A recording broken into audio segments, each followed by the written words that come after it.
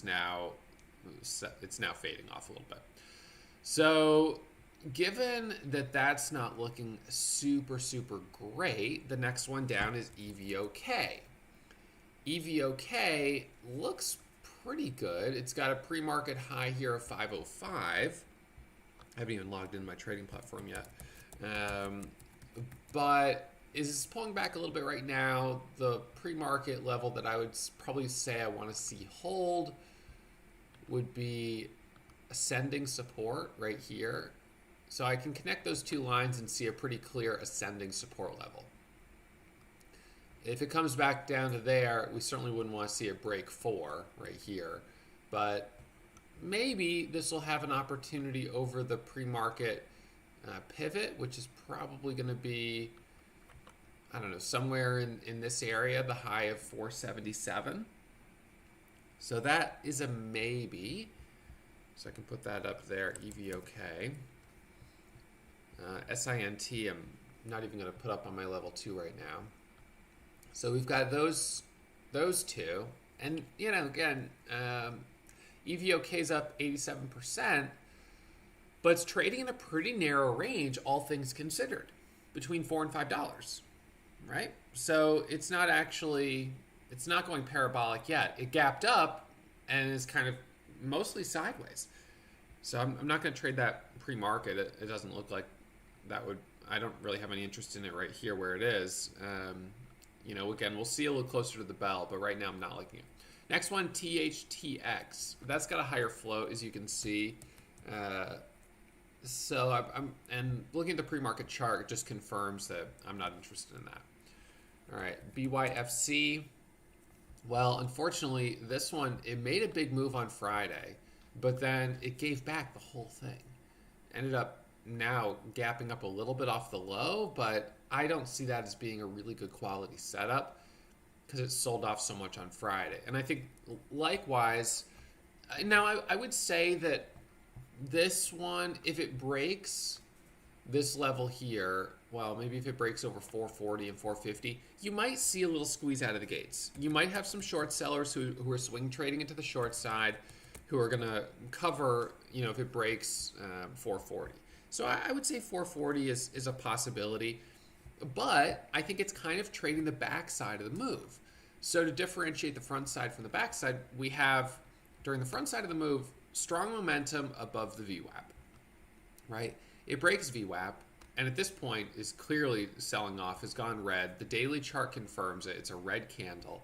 So I feel that there's a risk. Number one, I think it's very unlikely to expect that this would actually go back up to like 723. I think that there's like 1 in a million chance that that's going to happen today. I just don't think that's going to happen.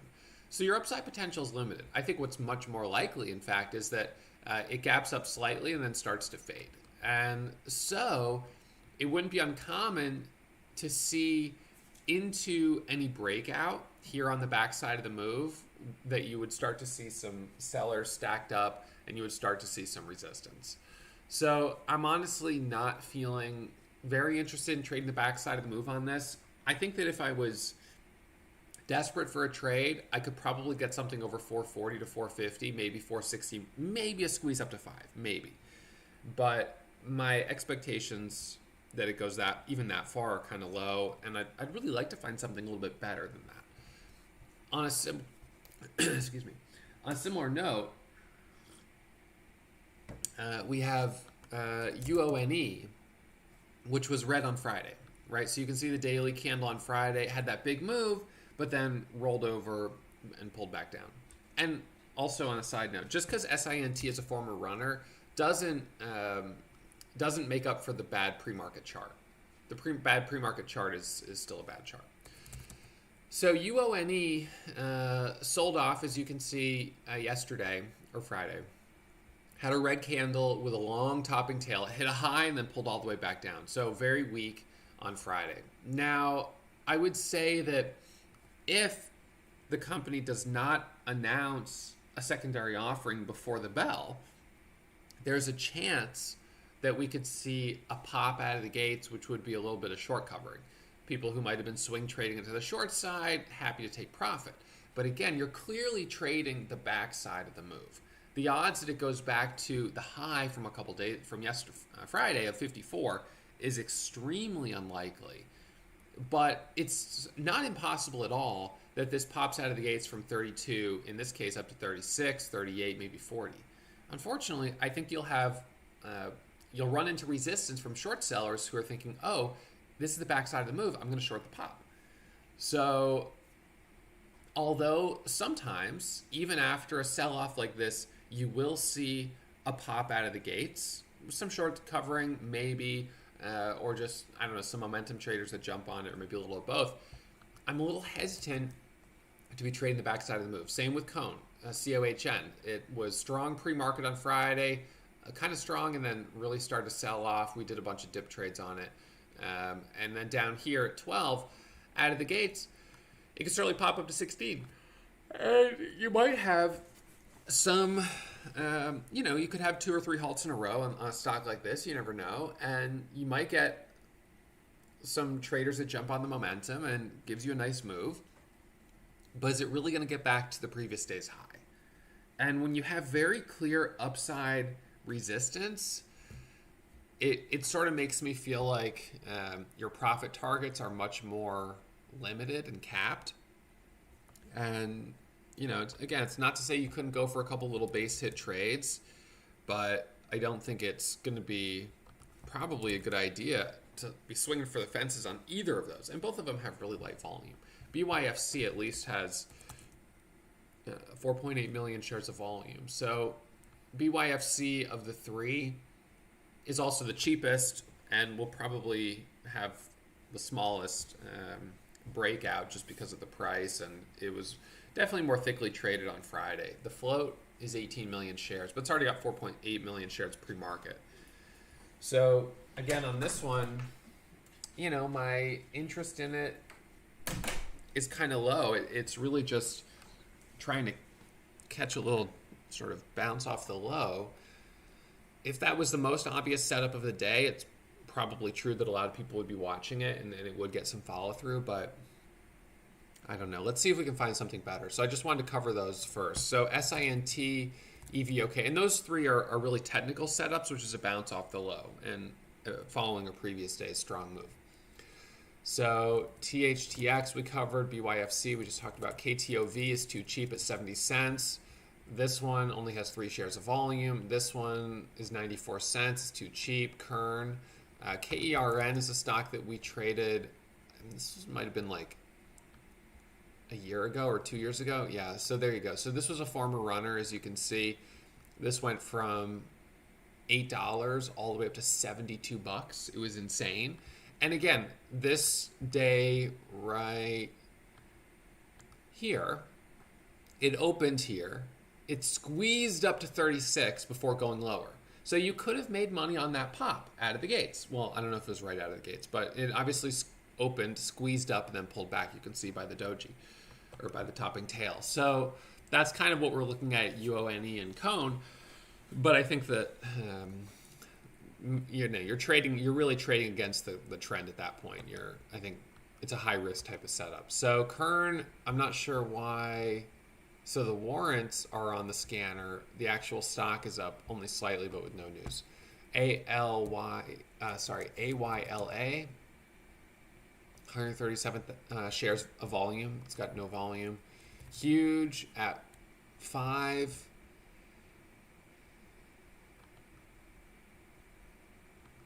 Again, though, you can see it hit 650. It is now pulled back. Big red candle back here, so that doesn't look very good.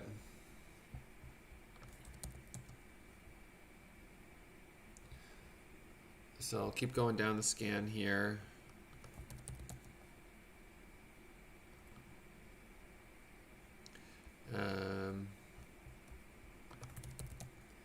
I'll check this for you. SHLL.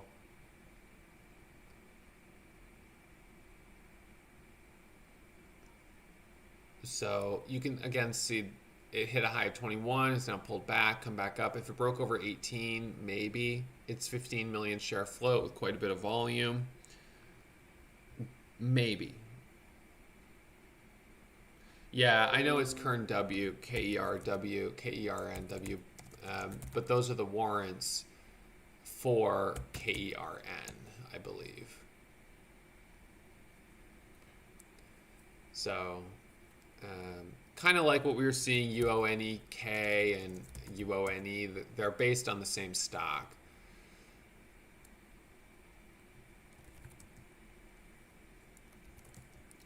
So we've got about 15 minutes to the bell.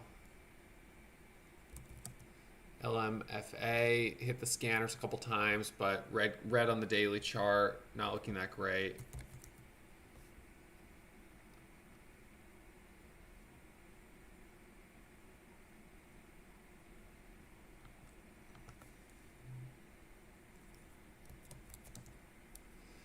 So, at this point, it looks like it might be a little bit of a slow start to the week. Which is okay. I mean, I don't want to force it. We've had a few really awesome days. So if there's nothing that looks just picture perfect, there's no reason at all to be aggressive. So let me just close this for a second.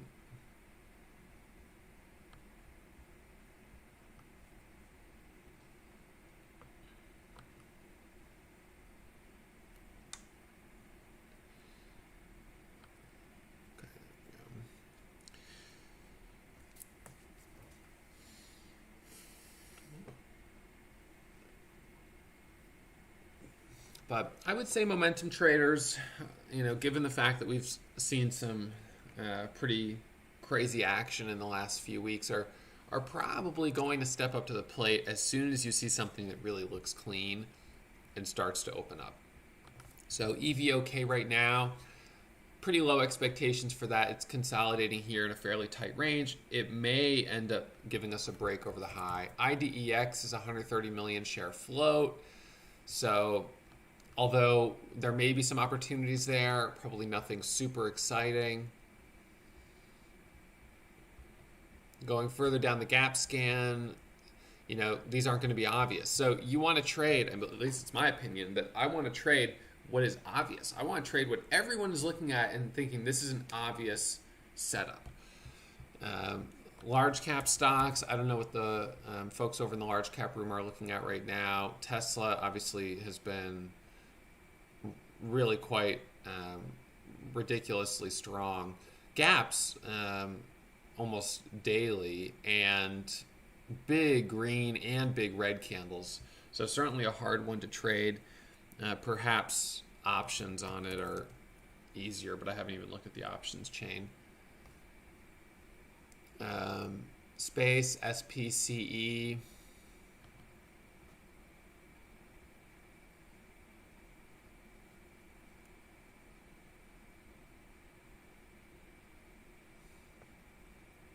I don't know. I'm not sure it's going to be obvious. I see it, but it's a little more expensive. I just don't know. I just want to make sure I'm trading what is obvious, because that's where we'll see probably the cleanest follow through.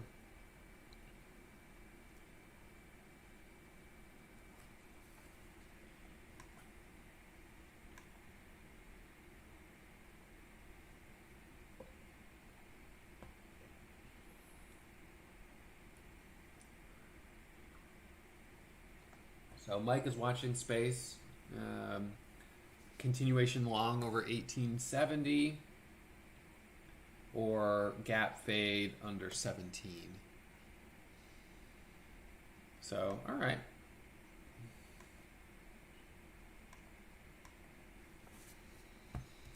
But certainly the float is higher from a small cap perspective. It is 175 million shares. So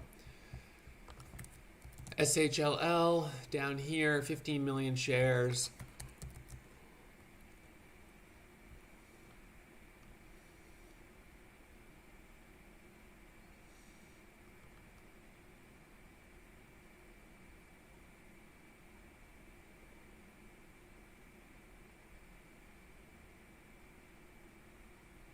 So mergers can be difficult to trade because you don't always know. I mean, you have to really read through the filings and stuff and try to figure out what the actual value is. There could be a little speculation, but then eventually, there's going to be, it's just a price of the merger. So you can see on SHLL right now, there was a 24,000 share seller right there at 40. So you've already got some big sellers lined up.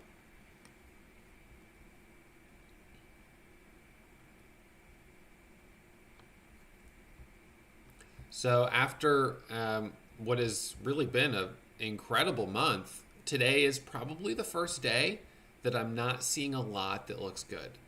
And so my game plan at this point is going to be, with 12 minutes to the bell, I'll watch the couple of stocks that I do have on my watch list as sort of maybes to see whether or not we get follow through on any of them. So let me move this down here. So we've got SINT, EVOK, COHN, and UONE. But again, COHN and UONE trading the backside of the move. I'm not sure that I even want to bother with that. They have lighter volume right now.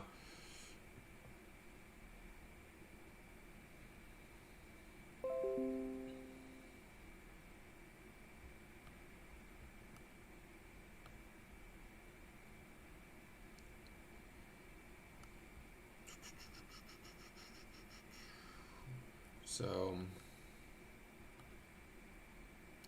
SINT curling back up a little bit. I don't know if that's because it's the leading gapper, and so people are just going to be, some people are going to be watching it. The pre-market high is over 350. It's at what is it at right now? 256. So we can watch that as it gets closer to 3. If it breaks over 3, that's going to look a lot better.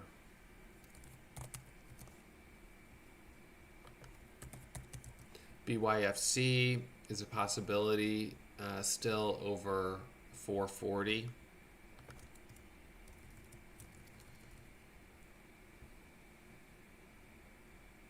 Let's see.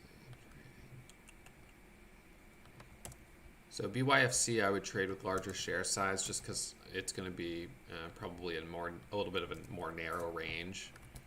So I'll do 10,000 shares as my starter on that one. SINT, I'm not in it, I'm just looking at it. Just kind of planning out what I'd be trading in terms of share size.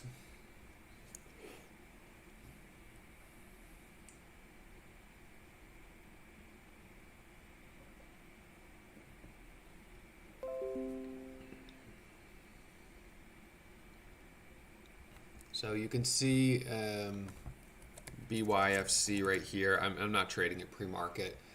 It's breaking that 39 level.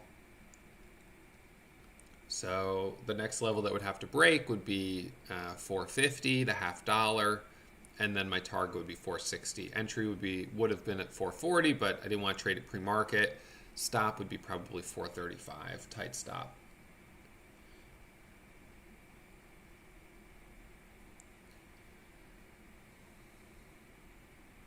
So you can see on that breakout, it's up 3 cents. There's 4 cents. Here's 46 on the ask, 5 cents. So 47 on the ask. Is it going to break the $0.50? Back to 45. So I don't know. It just feels like it's kind of not the exciting action we were seeing last week. But it's early, and it's just the first few minutes here pre-market. So,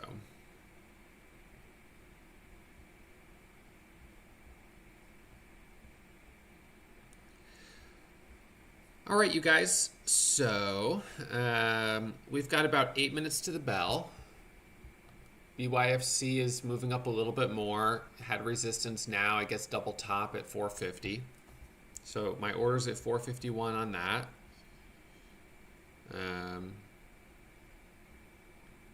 And you're right. Go for the tried and true 5, 10 cent winners. No reason to try to swing for home runs. just take those base hits, 5 cents here, 10 cents there, do that a couple times, and you can have a decent day.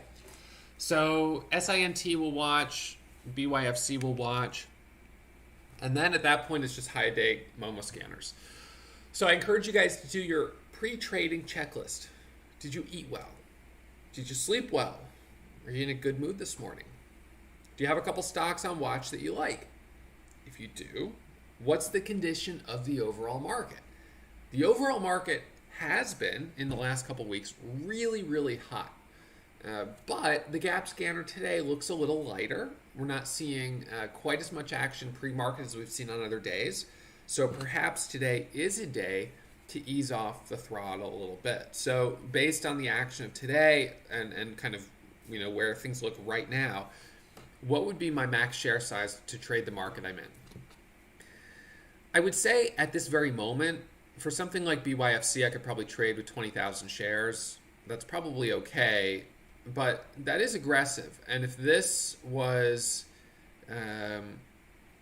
just kind of the way stocks were back in January, I wouldn't take 20,000 shares. So I might not even want to be that aggressive. That's more like pretty hot market share size. So I'm going to bring my share size on that down to 5,000 shares. SINT, I'll start at 5,000 shares as well. I might scale up to 15 or maybe even 20 if I'm already up, but then I'm not taking the base hit off the table. I'm kind of going for a bigger trade. So we'll see. It depends on the action pretty much right out of the gates. So once you've decided your max share size and your risk tolerance and everything else, then essentially time to take a breath and try to be focused and trade the market that we're in right now. Just because it was hot last week doesn't mean it'll be hot today. Just because it might be cold today doesn't mean it'll be cold tomorrow. We have to trade the market that we're in that's right in front of us. I think SINT and EVOK are probably the obvious gappers. I think a lot of people will be watching them, but I'm not, because they both have sort of tricky pre-market charts, I'm not totally sure that they're going to be really big winners. And as a final reminder, for those that are certainly in the chat room, Warrior Pro students, you have access to the trading simulator. You should be practicing in the simulator. You have no business trading with real money until you've proven you can be profitable in the simulator. If you're losing money in the sim, you're not going to make money with real money. So prove you can make some money in the simulator for a few weeks, for a few months, for a little while, just to prove that you know what you're doing. And then at that point, if you want to switch live, you can switch live. But I do not want any of you guys blindly following me on my trades. By the time I get in something, you're missing the opportunity because I'm getting in based on something I see on the level 2. So you need to see in that same moment what I'm seeing. You can learn that going through the classes. You can learn that through practicing. But if you just try to jump in and blindly follow me or anyone else, you're always going to be behind the ball. And you're not going to learn, you're not going to be independent. You're not going to learn what you really need to learn to be able to trade on your own. So I just want to remind you guys, don't try to blindly follow me. Trade in the simulator before you trade real money and manage your risk. All right, so we've got about 3.5 minutes to the bell. It looks like it might be kind of a slower start to the day. SINT now has a pre-market sort of high right here of this little move at 75, but it's coming up to that level right now, and it looks like it's hitting that level. So maybe we'll watch this around 75. EVOK. I would say on this, the pre-market pivot is 477. So I'm going to put that one over here on this chart. EVOK, 470. I'll put it at 480, my order, so it's ready to go. But I think that most people are going to be watching SINT out of the gate. So with 2.5 minutes to the bell, that's the one I'll watch as well. But I am a little bit skeptical as to how much it's going to go up. This little pre-market pivot is at 304. So it would need to break this level here and hold $3 in order for us to have a chance at seeing a retest of the pre-market high, which is at 370.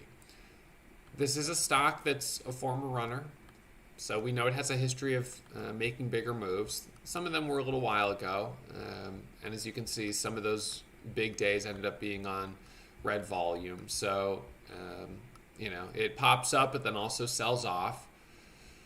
Daily chart, it's going to be above the 200. Has room up to 690 if it breaks through 439. And from let's see, has resistance right here at 324. So I'm going to move that up to 324. So above 324, it has room up to 439. And it currently has a window that began, let's see, way down here at 210. That gives it room up to 324. So 324 is our first daily resistance level. And if I switch this, I can draw them on there really quickly. So, you know, we'll see whether or not we get a move up towards that level.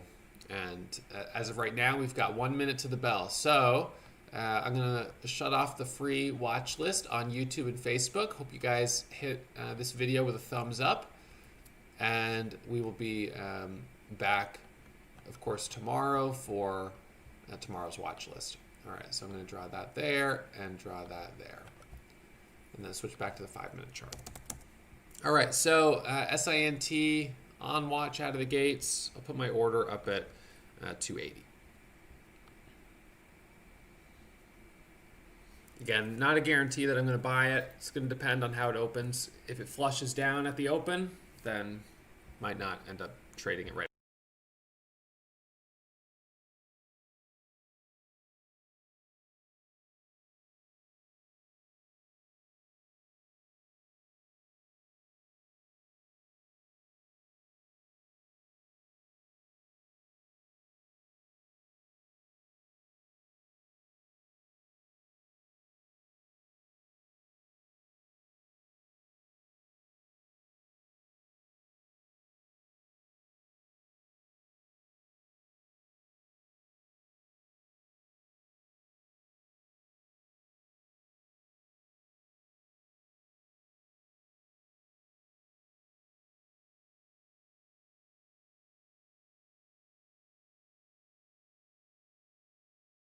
Yeah, we did this similar thing here. We are now short CCL. Just going to give it up here to 1740.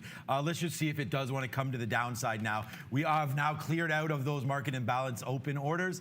You can see here it is here, a nice little 800,000 share print. So we'll average into this one up to 1750 and then get out. Like Neil mentioned, like I've mentioned as well, we're not going to hold these things forever. We got to let this settle down. Okay, NIO does come all the way back down to life a little bit here.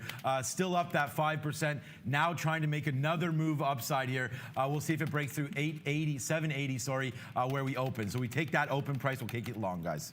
And there's a bit of a failed break right now in American Airlines. When I see that happen, I get in, I get out, I'm going short. I've seen this before. I like this party. It tried to break through 15.25, got 3 cents, and then failed one time. So I'm going to give it a shot here.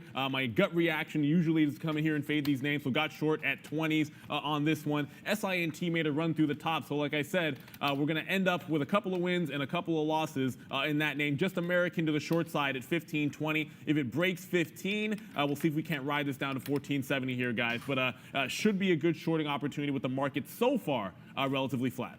And here we go, guys. It's a little 2-for-2 quick action right now. Okay, DraftKings, we did take that long rate here, 43.25. We did talk about that. Out rate there, that's a 60. That's at 63. So a nice little rate there, nice little 40-cent winner to start the day right there. We do have also CCL to the downside. We do get that short up here at 17.38. So our average price right now is 33s. And as you can see, that's at 26. So right now, 2 for 2 to go on the morning. So we're short CCL. That could have been, I mean, how far did that go down here? 17, 20, 21. We'll get some out if it goes back down there. And we are waiting for DraftKings to keep going upside. I am going to wait for 43 to go, or 44, sorry, to go on that one. And then what is our Virgin Galactic saying right now? Downside. So there you go. So there goes that FOMO for that. It is come off. I was always wondering where they're going to get that money from NASA. So we'll wait to see. Wow, here goes CCL, Neil. I wonder if American is also crashing. Look at the futures, guys. I'm sitting here only 10 cents in the money with the market not doing a heck of a lot. I'm trying to add to that position, but watching NEO as it just got down to 775. I was liking 750 on any kind of a dip. So for me, I'm trying to play the patience game with NIO and not jump in early, but American is headed towards 15 even. I had to add to this one as it continues to fail. So we did have a couple of shorts in here. The first one blew out. Now we added back in a couple of times. 15.15 is my short price. It's the only position I got on. When 15 breaks, I'll start considering to take some profit. But I want to see if we can dig into this one just a little bit deeper. I want to get you guys to U1 just because we knew we were going to be involved in this one at some point today. I did attempt to short it through 350. I did miss it off of the open. We're going to have to get a little more aggressive. We want to be short this one as it's already down 25 points off the open here and continuing to fall. Brennan, what do you got? Nice look for Genius Brands here. If you're short-sighted or short-minded, guys, 4% to the downside here. Big flush through $3 all the way down to $2.75 on decent volume as well. We're right back to these lows from Friday on GNUS, guys. Yeah, we've got this one here. CCL, yeah, thank you for that. We'll look at that, flossing this one off right now. Let's just update it and start our position board here quickly. We got to get back to CCL real quick. Okay, CCL right now short 17.35, 28 penny winner. DraftKings right now flat, but we are waiting. There it comes. Okay, here comes CCL right now, crashing through, guys. Go up to my screen. You can see breaking now through 17. We go short again on the 17 break. So this is what we're talking about. It does break that bottom. I do this all the time, man. We wait for 17s to break. So now we don't want to let this one go against us. But we are now short once again on CCL, average price 17.03. Let's go. Yeah, and there goes through 15 AAL. So we got that 15 price. It continues to flush. I will now start taking profit out. We also jumped into the short in U1 at 322 when 3/4 broke. So I'll take some out in front of 3 even. Actually look to add to my position if it breaks that price. U1 is one of those where you want to sit there, and if you can be short in a trend on this name, you want to make sure you do that. So take some profit in front of 3, short some dips in front of 350, or bounces in front of 350 is going to be the name of the game for me. AAL and U1 are the only names that I'm watching. I am looking for an opportunity in NEO at this point. It is sort of hovering close to that 750 mark. There is a dip down to that price and then snapped right back up. I'd like to see some consolidation before I jump into any kind of a long on NEO with the market now really starting to slide down. Yeah, that's for sure. But CCL really not doing anything right yet. So we'll wait to see if that one can come off. We've already captured a lot of profit on this name. Short, out. We got out of everything right here before going short once again. So let's see if CCL can continue this trend to the downside. But watch out here, guys. Futures look like they want to bounce a little bit. So you don't want to be caught holding the bag here, right, Brendan? Another one bouncing here. Gold, guys, seeing a little bit of action in gold. GDX here, the ETF, 3.7%. Look at the move, straight higher since the open from 34.30 up to 34.80 now for GDX, guys. Yeah, and through 350 is Luckin Coffee, guys. It hit that 10% mark. It looks like just a couple of seconds ago, so it's going to be short sell restricted. Trying to get this short through that 350. 365 looks like it's going to be the first level on any kind of a pullback. So as the market comes in, add Luckin Coffee to the list of names that we're looking at here. I didn't mention Hertz, but that's already through that 175 from last week. If it pops anything, I'll be shorting into that name as well. I don't want to get too far away from that. But we said it was go to 140. That's exactly what's happened. If you're looking for a bullish name right here, right now, IDEX about to break $3. That's what I'm taking when it does break. If it fails through, maybe we'll think about a short, but this looks like a breakout to me at 3. Yeah, and we're gonna hold. Like I said, we're not going strong on DraftKings until the market opens up here. So we do take that quick little profit. We're holding a little bit still from this level. We're gonna give it all the way back to the bottom here. I think we could get back above. So let's just wait to see if we can break through 43.15, and then we'll get some more DraftKings on board right now. Hertz looks like it is gonna break, Neil. So I forgot about that one actually. I do have the shorts on board, but we don't have them on our blotter yet. We're gonna wait for this to break this bottom right here, 154. 344. Looks like we're going to do that right now. Volume not as crazy as it had been, so that may be a good sign here. Let's just wait to see how this one wants to float around here. We did get out of a little bit of our CCL, but now, as you can see, futures not. I mean, this has just been such a tricky trade, guys.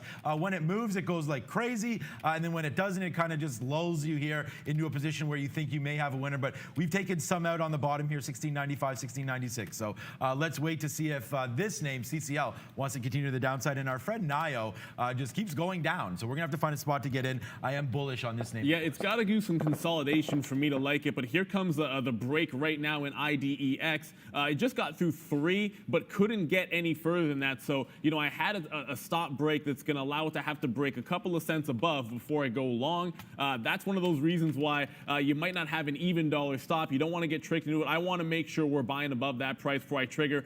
So there you go, through $3. Now IDX, I'll pay an extra cent or two sometimes to make sure that we made a real test here. Second time a charm. 302, we're now long. I'm going to quickly put the position board on so you guys can see one long. A $3 break on IDEX and short in American Airlines at 15.13. That just got some out there below 15 area. Luckin, I got in the short at 344. And of course, we have U1 at 322. If it takes out 3 even, I'll take some out. Otherwise, I'm shorting that one into 350 pops, guys. But long side for me, IDEX right now.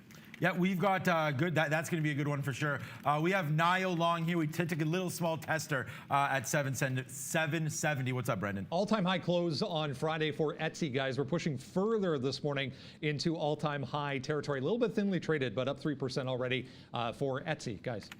A bit of a break here on Hertz. I have to get towards that one. Missed the initial break at 155 at that bottom of the day. Was a pre-market low. It then took out 150. I took some shares there. I feel like I'm gonna have to I'm gonna have to chase this one a little bit here and short some pops to get the position that I'm gonna want. I want to be net short, and I kind of want to be sitting in it in Hertz. So I have started it here at 149. I'm willing to add in the mid 50s, short it all the way up to about 165. So engaged in Hertz now for the first time of the day. That happened a little faster than I anticipated.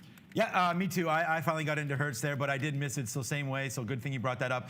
So now we are short 51s. We had to pay 51s to get those trades. We'll wait to see if we get 54s still and then give it backside a little bit. But look what we talked about here in the pre-market. The future's now falling down.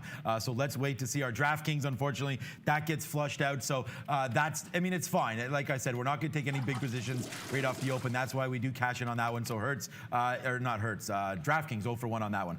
Right now, those CCL, trying to make a move to the upside, but it looks like it's going to fail. So this is a good shorting spot here, guys. Futures coming down. CCL just trying to get its bearings right now. I think there's a big move to come here, hopefully on some of these names, especially that they haven't been acting that well, which makes me a little nervous. If these futures do turn around, watch out. You don't want to get blown out off the top on these names here. Hertz, now Neil finally going good trade here.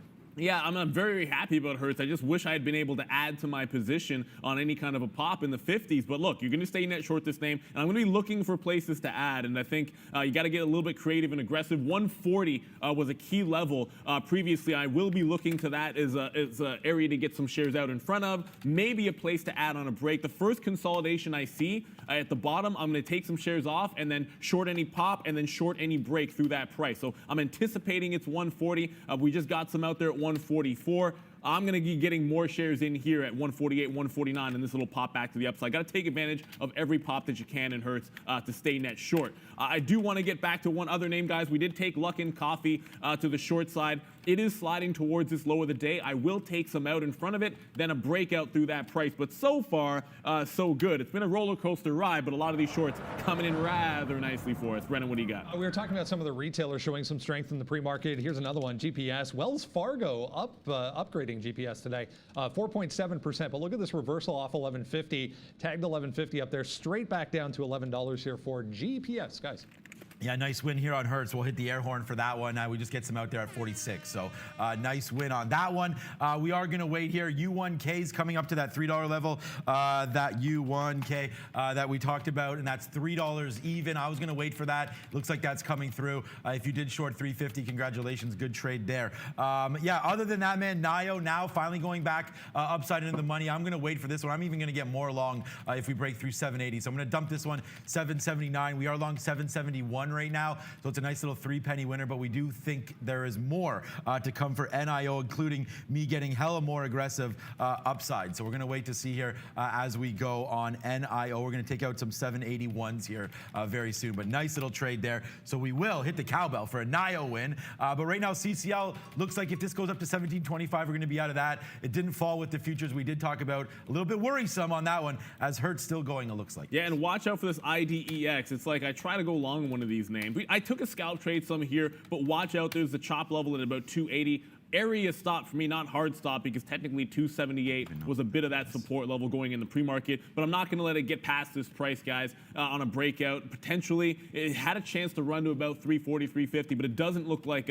it's going to be in the cards. If we can hold 280, I'm very, very likely to see if we can't get some of the shares out to relieve the pressure at 3, but otherwise, no hard stop at 280, but a 280 area stop on the one long position that we do have. I can tell you that U1K is about to break that 3 even. It looks like I did take some profit out in front of that 3, but I am going to be adding to the position on a 3 even break. I'm also going to be shorting it into that 340 range. 350 was the first level I'm looking at for a potential stop on that short. Brendan, what do you got for us? Higher relative volume 2 days in a row here for Roku, guys. Big move off the open on Friday for Roku. Look at that break of the pre-market high there, 131 up to 134 now for Roku, guys.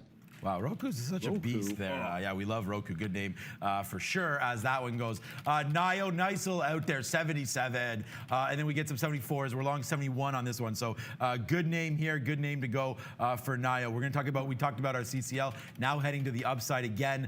This may be a decent shorting spot for us. So we'll put on a little bit more here and then get out at 1725 if that does come through. But so far, so good here. We'll update our position board just to show you what we do have. It's 4 pretty decent aggressive names here. So we'll wait. CCL, we got to wait to see if that one's going to print anything. DraftKings, we're still waiting. I'm going to go long. I'm going to show you where. Hertz, again, that's a 5-cent winner.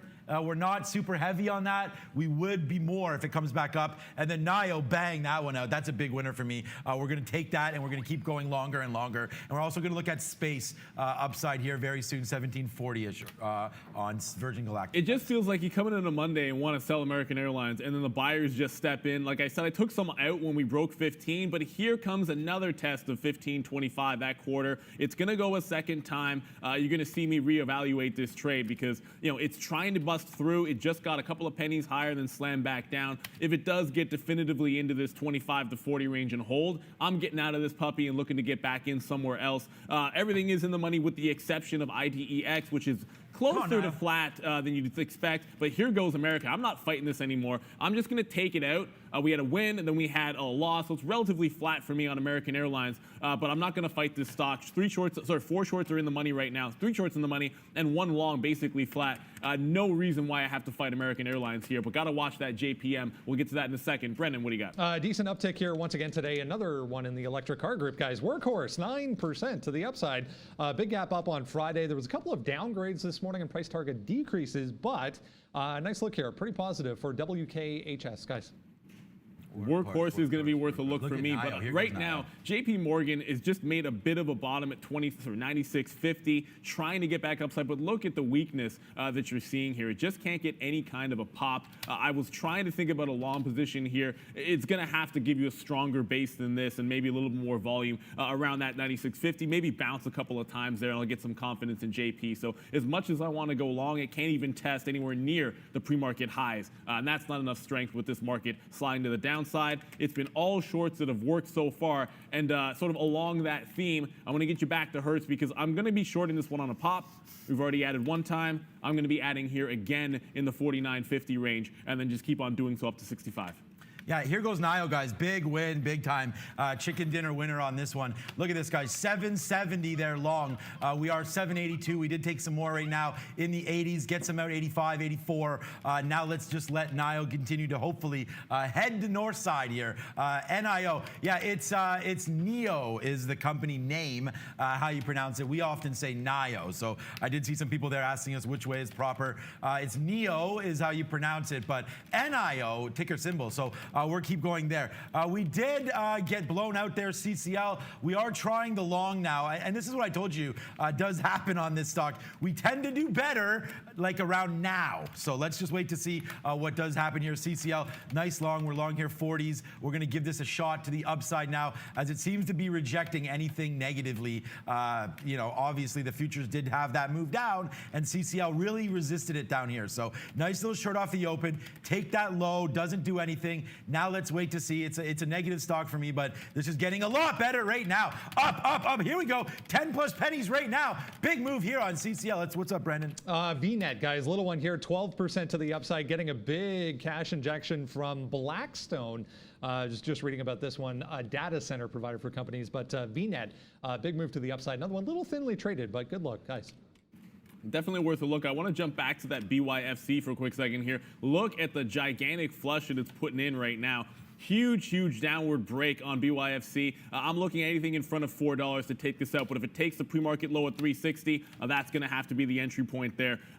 Just got that added hertz that we're looking for, but 360 break, BYFC, 4 even on any kind of a pullback is going to be the look here. We're going to look at Gap in a second. I know some of you guys have been watching that name on the chat here, so that's certainly going to be worth a look. Gap making some big moves with BYFC approaching the pre-market low. That could be a nice break. If it bounces here, I'd wait patiently until about 390 for any kind of a short trade. So add that to your list. One other one before we get to Gap.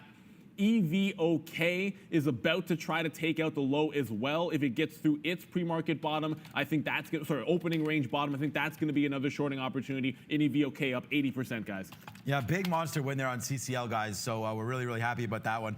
We talked about going long through 40s. We took that. Look where we're out, guys. High 50s and more to come, hopefully on this name. So we'll wait to see. We also do now take a decent position in space. So let's just see if we can't get a little bullish on this name. We're long right here, 40s. So we're going to wait to see. We did give this one a move to the downside. That's why we did not take opposite of DraftKings, right, guys? We waited for this one to come, and now we're going to wait to see what it wants to do. NIO, kaboom! There it is. Big win on NIO, guys. Big win on CCL right here so far. And they're going to wait to see what Virgin wants to do to the upside here. Long at 1740. We have some outs here. 60s. We'll wait to see if it takes out the top. But so far, so good.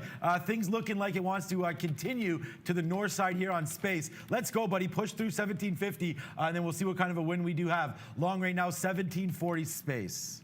Just a quick look over at our luck in position. I'm going to very slowly be reloading into this one. I think it's an easy play here in front of that 350 mark. Also look to break out that bottom. 333 currently is the low. You can add there. I'll probably subtract a few shares at that price and then try to add only on bounces to the upside. Slow, sleepy, but steady action in our direction on that short, guys. One quick one. We were talking just a few seconds ago about Gap. Strong move up 8%. It just broke out through 1150, trying to extend. I think it's going to be a classic opportunity to buy a few dips in here. So I'm going to start at 1150 on any kind of a pullback, and then maybe into the 1130 range as well, guys. So 1125, a reasonable spot if you want to give it down to that area. But GPS showing some strength. I know usually we're on the other side of a trade in Gap like this, but strong movement to the upside. The market's relatively flat, so you have to pick the names that are showing you trends, that are showing you relative strength and weakness. Gap showing some strength right now. Yeah, 1702 coming back in here for space. Looks like it may just wind up breaking 1702. So 17, I was just looking at 1702 because that's where the moving average is here on a 3-minute chart. This is just a 1-minute chart. So let's take a little bit more on the long side here of space and just wait to see if this is going to be the stock for us here today. Again, I do like it. There's a lot of day traders obviously like these kind of names. We're up 15%. Let's just see if it can get some more money into it right now. We'll take a more long here. Change 17. Yeah, I mean, this would have been good if I had an order down here. We'll put one now, 1720, 17 teens. We'll look to average into that one. Hertz, I know we're talking about that as well. That's bouncing around. We'll wait to see. I'm going to see if we can't get some more up here, 150 and change, but we did cash out some at 146. So that was a decent look for us there as well. But for right now, man, let's just keep on rocking, rolling with the positions that we have. CCL long in the 40s here.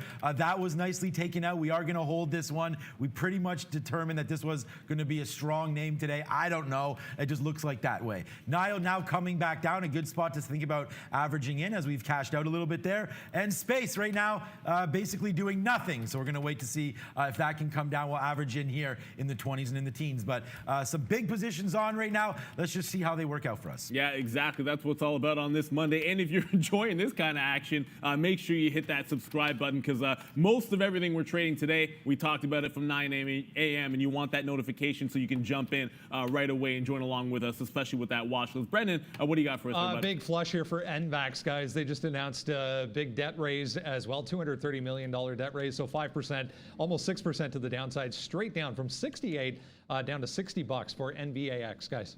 We do. Wow, and we have free shorts on NVAX, so that always is music to my ears. I'll update you guys on Hertz as it gets closer to 140, but I'm not really taking anything off for profit until it gets to that mid to low 140 range. But NVAX, wowzers, a couple of legs to this little downside here, but I'm actually firmly looking at about 62 to 62.50 on any kind of a pop. NVAX usually pretty good for me. We want to see if we can't continue that trend. Someone was saying IDEX was playing games with their heart. Well, you and I both.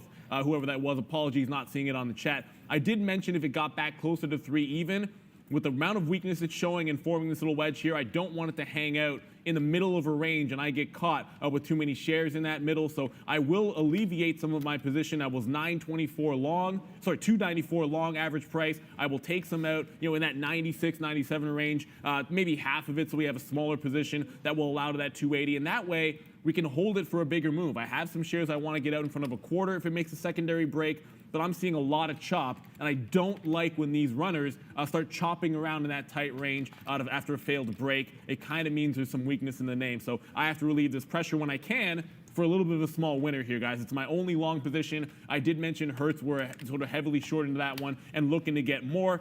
Luck in working as well, but you won holding 3 even for now. Brendan, what do you got? All right, guys, busy start. Let's have a look at what is coming up this morning. We have a brand new educational video for you. Yeah, on FOMO, fear of missing out. Educational video coming up near the end of the show. Stick around 11:50 or so. Valeria will get that link out to you. Learn how we here like to deal with FOMO. Another one to look at here, guys. Disney to the upside. Just had a nice little uptick on volume. They announced their Disney Paris property reopening the end of this week, potentially, guys. Disney Paris. Okay, so that's a nice one to hear. And the more popular we can get there, the better it is for the travel sector. Obviously, you see, I think it's New York today entering phase 2. So seems a little stage 2, phase 2, whatever it is. Seems a little bit early, but we'll wait to see here. Nice little out again. So we will hit the cowbell for Hertz, guys. Nice little trade happening there. On board, this is what we have right now. And they're all looking pretty good, The day is getting better, I guess. CCL, 8 pennies in the money. We'll wait to see if that one wants to go. We just talked about Hertz there doing really well as well. NIO, we've averaged into that one again. So you'll come and see that. Our average price, 782 still. And then Space right now, we just get into U1K, Neil. As that does break down below as well. So U1K now, your boy short 297 right here. Yeah, 297, a solid price. I just added to my position at 3. So as IDEX heads northbound, we're long here at 290 as an average price. It was 94. It's a banger to the upside for me here, and I apologize for this. You're going to see some purple. These are not shorts. What happens is if they get coded a short and I have too many offers out, they end up looking like short sells. These are all sells to get out of a long position here. As this one screams to the upside. 3/4 is the first level we're watching, but U1K now heading southbound. So we've got a little Superman action in some of the small caps. Upside here in IDEX. Next stop, hopefully that 325 mark. But we're in the money right now, 20 pennies, looking for 30 or 40. And of course, U1K, which I would like to be short all day long if I can. Brendan, what do you got, buddy? Typically, when we mention Citron Research and then a symbol next to it, it means downside action. But Citron tweeting about Sonos apparently this morning. And so Sonos, big volume uptick here and a nice move. So almost 7%. Yeah, there it is to the upside for SONO, guys. Wow, good for them there on that one. Yeah, you are right. Normally, they're tweeting something negative about a company. So when Sonos starts going upside, you did bring us this name before about a possible, come on, chart, about a possible, not a takeover, but that they were maybe a COVID name here. A lot of people sitting at home. So nice little move up. We will find out a little bit more. What is that? 12 break, 1285 up upside. Right now, we've got a lot on board, so we're going to wait to see here. Space looks like it wants to, like I said, we've averaged in a little bit here. See, my chart didn't even switch over there to space. There it goes. We're going to wait to see. It looks like it might break 17 soon. We are averaged into this one. What's this bottom down here? 1690, 1689. I think we're going to wait to see if that does break, but right now not going good for that one. CCL, though, that's a great trade. Long, long, long, more longs. Let's wait to see. Futures now busting out, so this should be a good one. I don't even have, we are going to drop a little bit of this. Here, I'll cancel that at 60, and then we'll wait to see. That 60 is the high, so maybe 57, 58 here. Get out of some CCLs. We are long 42 here, guys. Big win coming through. NIO, also a nice little win. We're long at 782. Let's see how high this one wants to go, guys. I'm going to go with raining the money here. Low of day again in Luck and Coffee. We short each one of these pops. Like I said, this will be one of the easier sort of calm trades where you're just basically taking these pops in front of 50, in front of VWAP, get out in front of low of day. I'm going to hold for any kind of a break to the downside. That one's working very nicely for us. I just put it in the chat. IDEX.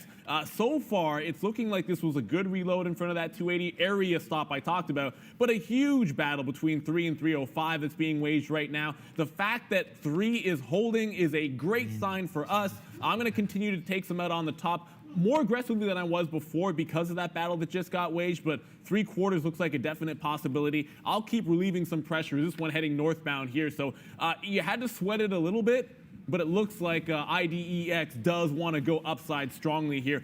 Gap just gave us that entry point that we're looking for on the dip. 1150 dip buy. We'll try again here at VWAP. But our second long, hopefully it's as good as IDEX, which is a banger upside here, approaching 315 right now. So in the money, about 20 pennies on that one, guys. Yeah, guys, and it's cash time as well. NIO right now going nuts to the upside. Big trade for me here. So really, really looking forward to how this one's going to work itself out. We did also talk down here about CCL getting aggressive. Look at that out up there. So that's a nice little out there. We have been hammering CCL today, so it's a good little trade for us here. We've been holding on to it. Let's wait to see. The only trade that's not really, look at NIO, man, just continues to go 89s right now. We got 70s, we got 81s in here as well, then 81s, 82s, again on a break to the upside. So yeah, to say that I believe in this name, obviously I do. Into it 1, 2, 3 times, and nicely cashing in on NIO right now. So the only problem here, U1K, we are short 297. We're going to give it all the way back here to 330. So we're going to wait. I mean, this one could be a bad trade. We'll wait to see if this one blows itself downside. We only got out of a quarter of our 20% of our trade here for 5 or 6 pennies just to get relief some of the pressure. But right now, yeah, NIO, U1K, we can call up if you're joining us for the first time. I'm dropping the fireworks here, guys. Big seller is about to break on IDEX at 320. We chew through there. I'll take a few more shares off. We got a 288 long. That'll be that 10% mark. Actually, heck, we're here right now. That's that 10% mark that we like to see in terms of a return. So we'll start getting a little more aggressive taking these shares off. But I want to hold some in case we make that run to that quarter that we just talked about. So continued upward trend, and I apologize. These are all sells. Forget the purple and the red there. It's going to seem a little bit perplexing, but those are all sells on a long position. I haven't been short in IDEX. Look at CCL, guys, still going to the top side. This is what we have on right now. We'll start the board upside, and we'll wait to see. It looks like, I mean, I don't know. The Virgin Galactic here, we do have some shares in that one, and it's not really doing anything right now. It's 25 pennies against us, but it looks like we'll probably have to get out of that. CCL, 11 penny winner. Hertz, 6 penny winner. NIO right now, just a 1 penny winner, but we've been cashing those out. 89s and 90s there. Good outs, although I still think we break 8. And then U1K bouncing around right now. That's virtually a flat trade at 6 pennies out. So those are the positions we have on, or I have on right now, hoping that CCL can continue its march to the north side here. It is pulling back down a little bit right now. We do have Brendan, I guess, it looks like, over at the big board with Happening Now, guys.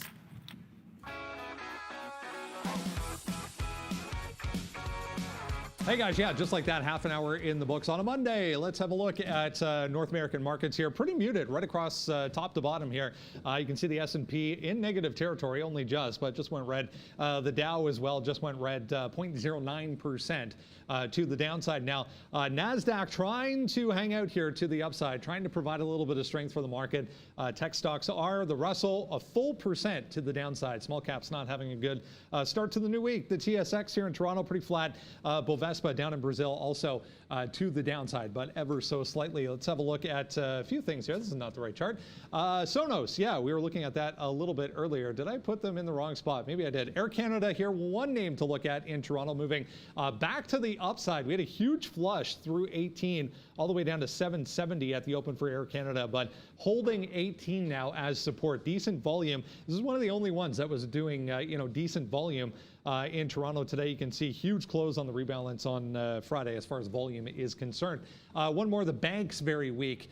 To the downside, offsetting any kind of strength here in Toronto so far. TD in particular, bouncing along 61 right now. The problem with the banks, though, volume very, very light to start the new week, guys. The other one was Kinross Gold. I wanted to show you. I mentioned right off the bat some of the gold names popping up, doing higher volume than expected. Kinross, K.TO, name to look at, guys. Back over to you.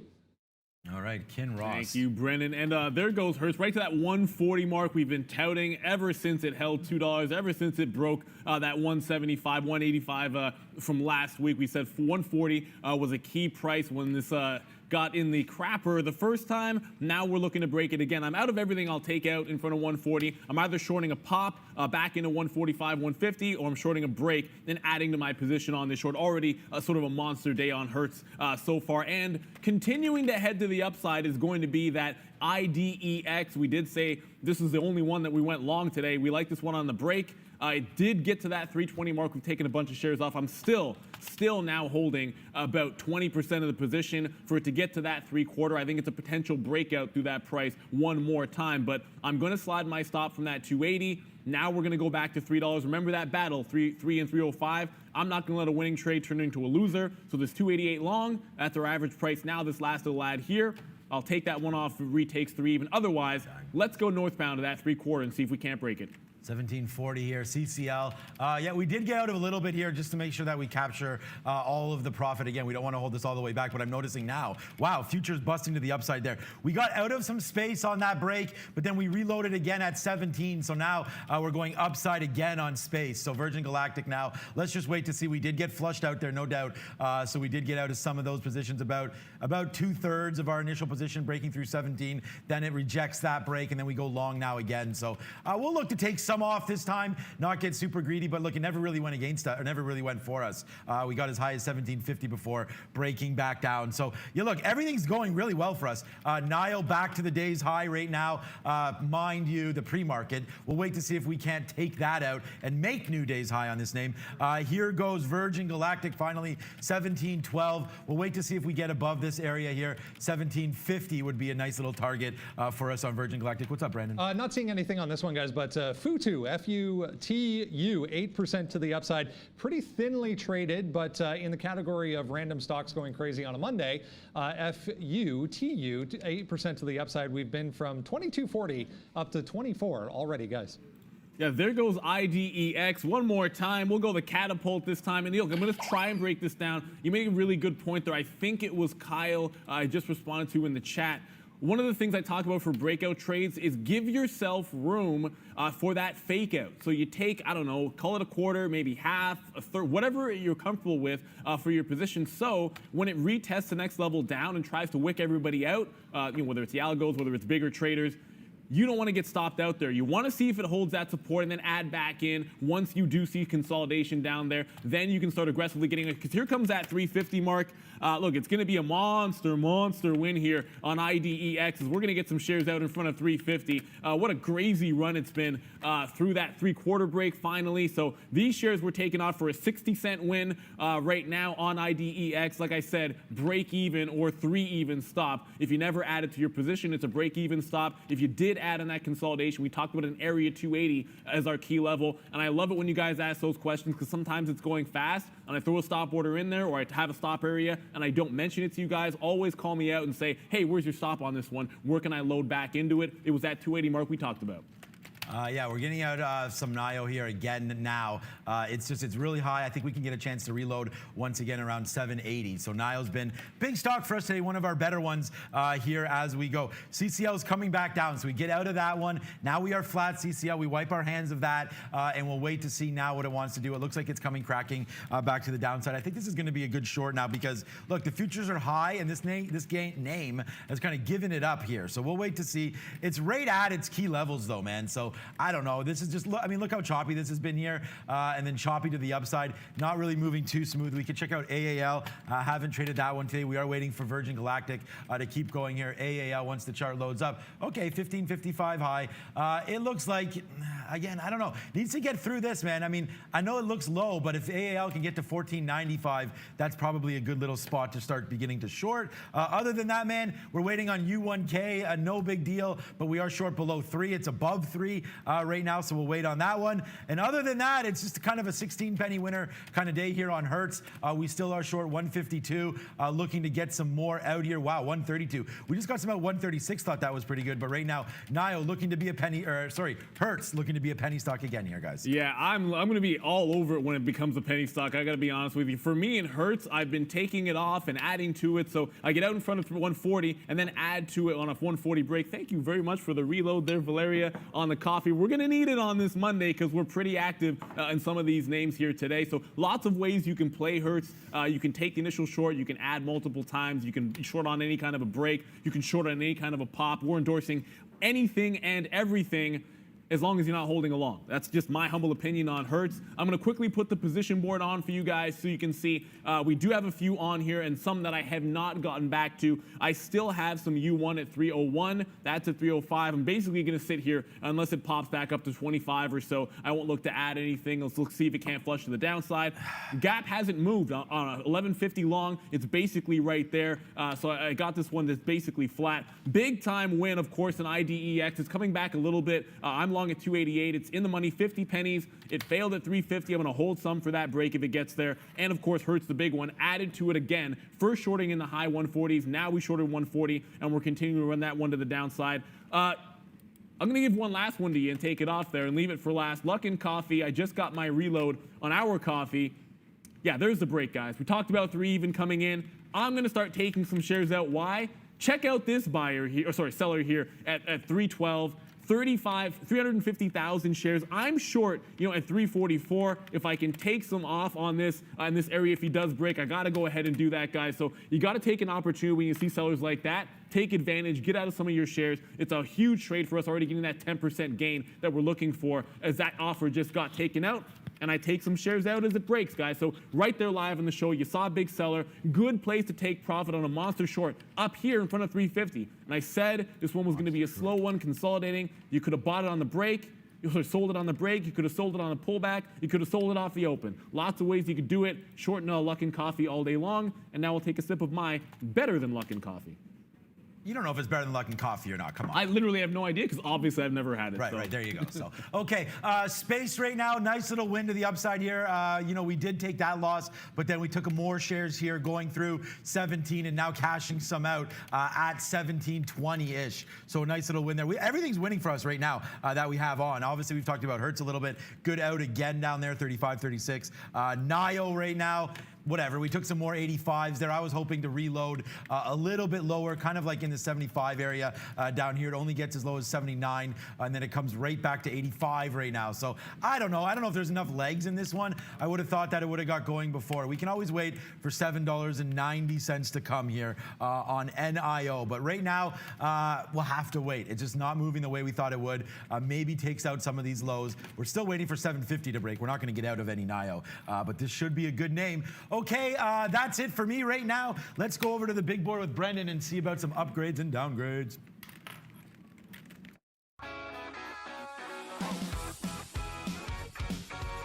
Hey guys, yeah, let's have a look at a few more names to look at so far this morning. They're upgrading, guys. The hotels are starting to upgrade some of the hotel operators, Marriott and Hilton on this board, but still in negative territory on the day. Campbell's Soup, an interesting look off the open this morning, had a decent opportunity, 1.2% to the upside. We talked about this one, Gap, GPS, really nice looking chart. Trending to the upside at this point, 8% plus. To the downside over there, Kraft Heinz, Marathon Oil. I'm going to show you that chart in a second. Oil obviously a little bit higher on the day, so interesting look to the downside. Murphy Oil Corporation, second one there, getting the downgrade treatment so far. Yeah, there's Gap. Nice gap to the upside for Gap. $11 held as support there. We're at $11.50 now, kind of trending to the upside. If you're looking for relative strength, have a look at the retail group once again. MRO, 3.2%. Big flush down to 605. Bounced off 605. You go to a daily time frame, $6 really the bottom on a daily time frame for MRO. So let's see what happens if we get a retest for Marathon to the downside. Guys, back over to you. 75. I was just putting in the chat here, the one position I have on that's really not looking too great is this dip buy in Gap. I was looking to add to it at VWAP. I probably even told you that, but the first time it bounced, weak bounce off of VWAP. It's trying to do it again, so I'm very reluctant to add in that kind of a situation. I might just leave this one alone. If it wants to take out the top, that could be a better place to get out of some shares here. But the market is sliding to the upside, trying to get towards that 3,100 over in the ES, and the NASDAQ is right at its high, but Gap just not nearly following through like I expected, so that could be a losing trade to the long side if it breaks that 11.35 mark. We'll risk about 15-20 cents, but let's throw it to Valeria. She's got something for us. Hey guys, we're just 4,000 away from reaching 50,000 subs. So please hit the subscribe button if you haven't yet and join us every day live at 9 a.m. Eastern Time. Guys, please show your support and smash the like button. Almost 4,000 viewers. Please do a quick click and we will be happy. And of course, stay tuned for our next educational video about FOMO. I'll be sending link on the chat, so stay tuned and don't miss. I'll see you later. Back to traders. All right, it's coming back to us now. Yeah, thank you, Valeria. Yeah, make sure you hit that like, that subscribe. We do have the FOMO video coming up right now. And we do have a little bit of FOMO here on NIO. We've been going long. It's been a great trade. Didn't get enough up here out. So now we'll have to wait to see what it does to the backside. Gonna relieve some pressure down here at 775 if I have to. But right now we will see what's gonna happen here on NIO. That one we are long. We are long space. We're gonna wait. We took a lot out here up to 17 and change. So I'm still thinking we can get all the way up here. So let's just wait to see. We're going to drop it if it comes back downside again. We're trying it on space. So let's wait to see what that does. Hertz, good out there. Nice little out. Can't be much better than that. We're going to hit the perfect sign for this one. Getting out at the bottom of the day, basically. I mean, the complete bottom, 133, but out at 36 a couple times. Good little out as it comes back into 43 right now. What up, Brandon? IOTS, guys. Interesting look here, 3.5%. There was a deal with, I'm going to check on the buyer, but there was a deal in place. Looks like they got approval for the deal. So I believe it's $12.55 on the closing price for this one, but IOTS up big time on that news this morning, guys. I just want to do a quick little review on IDEX. Now, I do still have some of this position here, and I said we'd hold some for a 350 break, but remember a couple of levels that we talked about here, and I'm going to go with a little something different here. Sean, I know you're a Street Fighter guy, but it's finally happened. We have what I've been looking for, which is flawless victory over here, Mortal Kombat. Thank you. Although I'm more of a Sub-Zero guy, that's fair enough. Scorpion will have to do. We talked about a 325 break. That's the impetus to get out most of these shares here at 330. That was about a 50-cent win. At the very top, we were taking 60-penny winners, and we're trying to hold for a bigger play here. Now, the reason I'm going to recap for you guys that I still have some of the position and why I'm still holding a 288 short in IDEX is the battle at 3 to 305. If it holds that level, I think we get another test to the top and then maybe look at a 350 break. So, again, this is one of these big time moves to the upside. Usually I'm fading them. If I see enough sell action or see a level that holds well enough and see some sellers start to come in here, I will short this name. Don't get me wrong. You see me short these all the time, just not today on IDEX. It was too big of a break, too much strength being shown after it failed break downside at the open. You got to look for breakouts at that point. The buyers have not gone just yet. But when they do, you will see me jump in. 3 to 305 is that first level breakdown that'll get me to think about shorting this, guys. We're still waiting for U1K to go here, so we're gonna wait. We haven't averaged in at all. You know, these movers can happen, so we'll just wait to see. I don't really care. We lose 30, 40 pennies on this one. That'll be what it is, but we are waiting for another drop. We did take some off right away there, short 98s or 97s, I think, and out 92s there. So we'll wait to see now what U1K wants to do to the upside. I just have an out here. Where's my stop order? I'm using stop orders on this name because, again, I'm not going to sit here. It's like watching paint dry. It's not really moving. If it does hit certain extremes, we'll get out. But I believe we're up here at 325-ish. So we'll wait to see if that one wants to come out. I do not know. NIO now dropping back down below. So we did average in a little bit here, and then we got out of that average, just taking a risk to see if it's going to go higher. So now we're going to wait again for a 780 break. May or may not happen. We're going to average in more if it does break through 780. So I do like NIO to the top side today. And Virgin Galactic, I mean, I'm hoping this goes to the moon, but it's been a little bit of a roller coaster today as it goes upside, then comes back down, and now we're waiting once again for yet another break to happen or to not happen on Virgin Galactic. So we're holding those shares now, waiting to see. We're going to give it to this bottom again, 1680 or so. But right now it's kind of, future's not really doing much except for going upside. But a lot of these longs that I have on anyways don't really seem to be working. So we may revisit DraftKings soon. Look at CCL, guys. Market going up, CCL just pushing back to the downside. Nice outs up here, though. Sean, same thing pushing back to the downside as the market goes up in American Airlines. I was just having a quick look there, but now I just saw JPM turn positive on the session, breaking 97.80. 98 was a breakout that we said we were going to like. Now that we've shown some strength, I now like some dip buys into 97 even. I wanted to see JP Morgan show me that we have the buyer step up here because it's been a tricky game going long in some of these financials. So watch out. 98.11 is the pre-market high, so we'll actually wait for that to get taken out instead of the even dollar area. So watch for a breakout here in JP Morgan. Otherwise, I'm looking for a VWAP sort of buy on any kind of a dip. We can start that at 97.30, 97.40, somewhere in that range. I haven't traded JP Morgan yet, but I said I wanted to. Those are the two ways that we're going to do it, the dip prices or the breakout, 98.11. What about Facebook? Facebook trying to make some new highs. Oh, a lot of the talk here on Roku as well. So we can go back and look at Roku here, 133, high of 135 today. It was rocking and rolling early. Bang, got going real easy there off the open. Thanks for you guys bringing that to our attention. We did not have this on our board. 134.50 right now on Roku. I see some confetti. What's up, Brendan? Neon Node, little tech company, guys, popping up here this morning, 18% almost. Just holding $9 here. There's a buyer down there, it looks like, at $9. They have a holographic technology that was selected as one of the tech products of the year over in Sweden this year. So popping up on that news. Look at the volume that came into this thing this morning, guys. Yeah, SINT back in my position board here as it just took out this opening range bottom at 250. I got slipped all the way to 245, but this will be my fourth short on this one. Check that, actually fifth short on this one. Very mixed results, so 2 winners and 2 losers. The pre-market ones were better. We're now back dipping into it after it failed a couple of times here at $3. We don't short it on this consolidation. I probably should have, but busy trading some other names that all worked out well. But SINT, I'll take some off every 10 pennies until we break this 220 mark. If that happens, the next stop for me is 2 even to the downside SINT, to the upside in our good friend IDEX. Look, I talked about that battle at 3. I didn't add on this dip. It only got to about 310 and never really strongly tested that 3 to 305 area that I liked. So no add for me here, but if it cannot extend back towards the highs, do watch out if you're still holding this long. If it bounces off that nice support area that we liked after the breakout, you got to make sure that it can get back up towards that 350 and test it. If it doesn't do that, you're probably going to want to make sure you take your profits like I've done on just about everything in IDEX.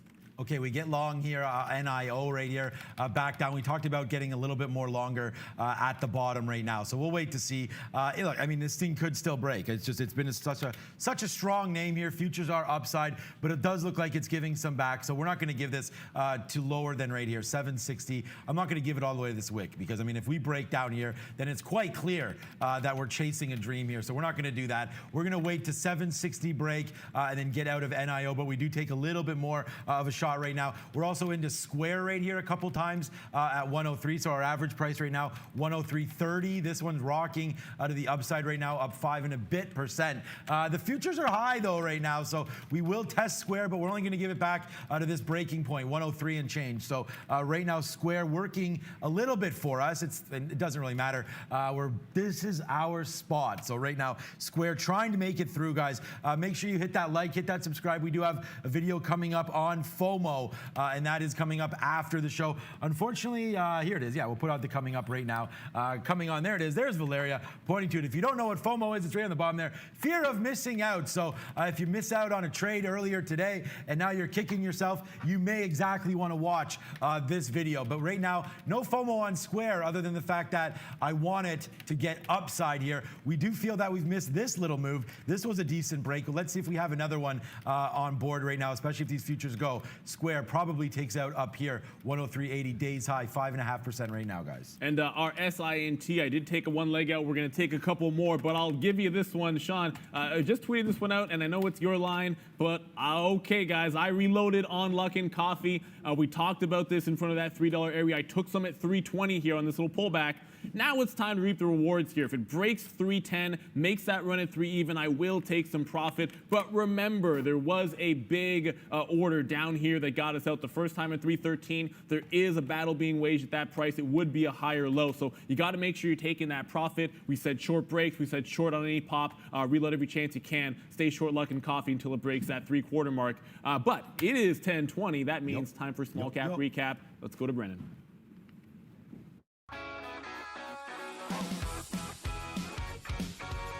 Hey guys, yeah, small cap time. Let's have a look at a few names that were moving around in small cap world today. We were mentioning at the Happening Now segment that small cap's very, very negative so far today.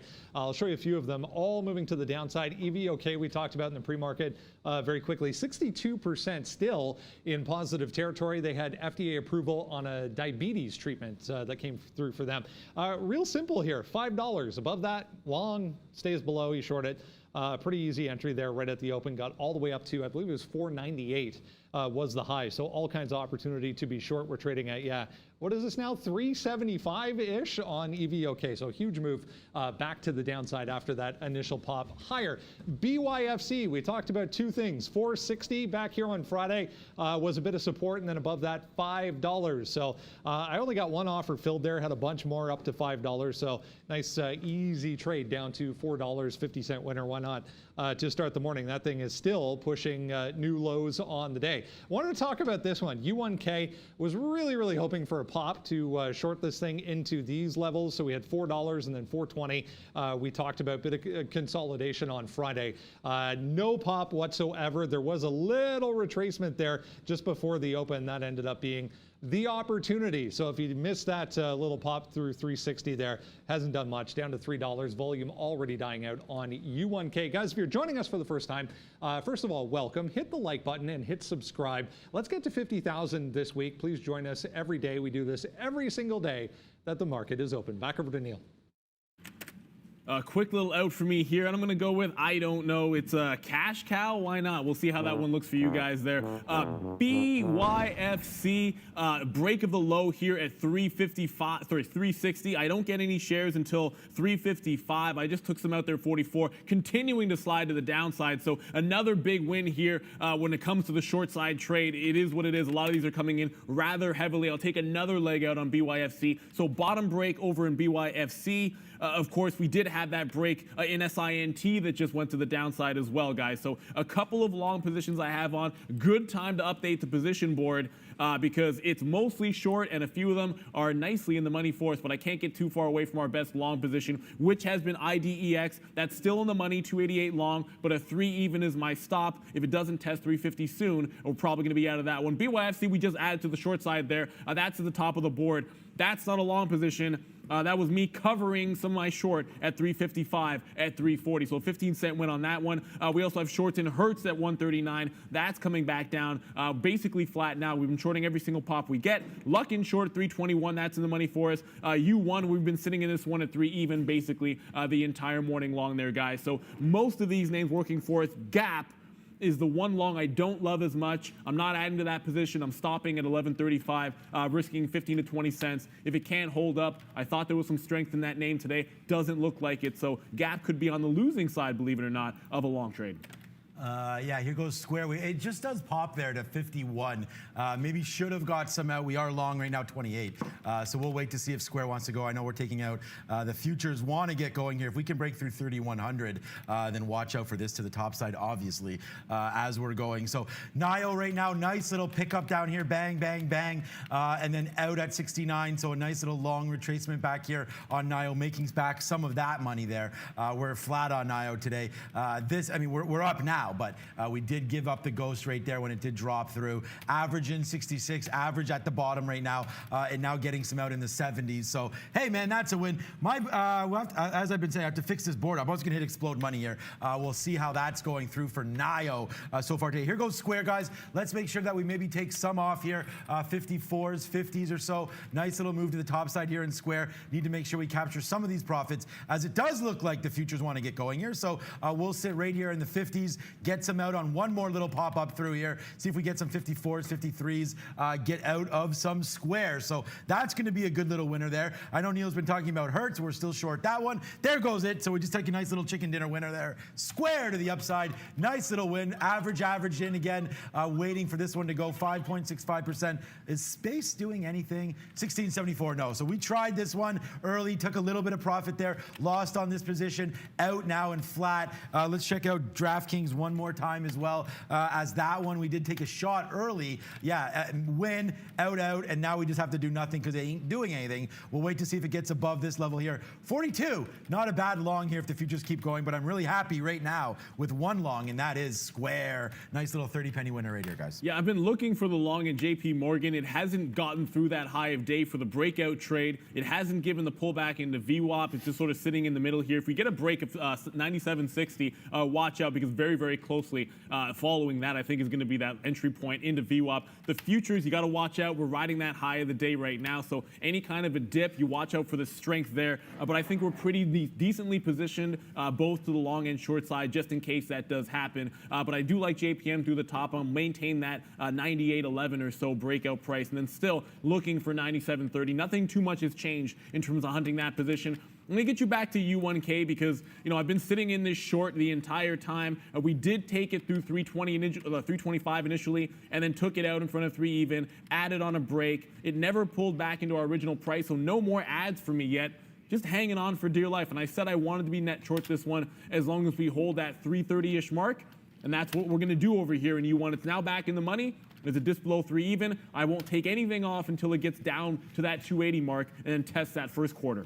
And here we go, Square, there it is. Big win right now for Square, guys.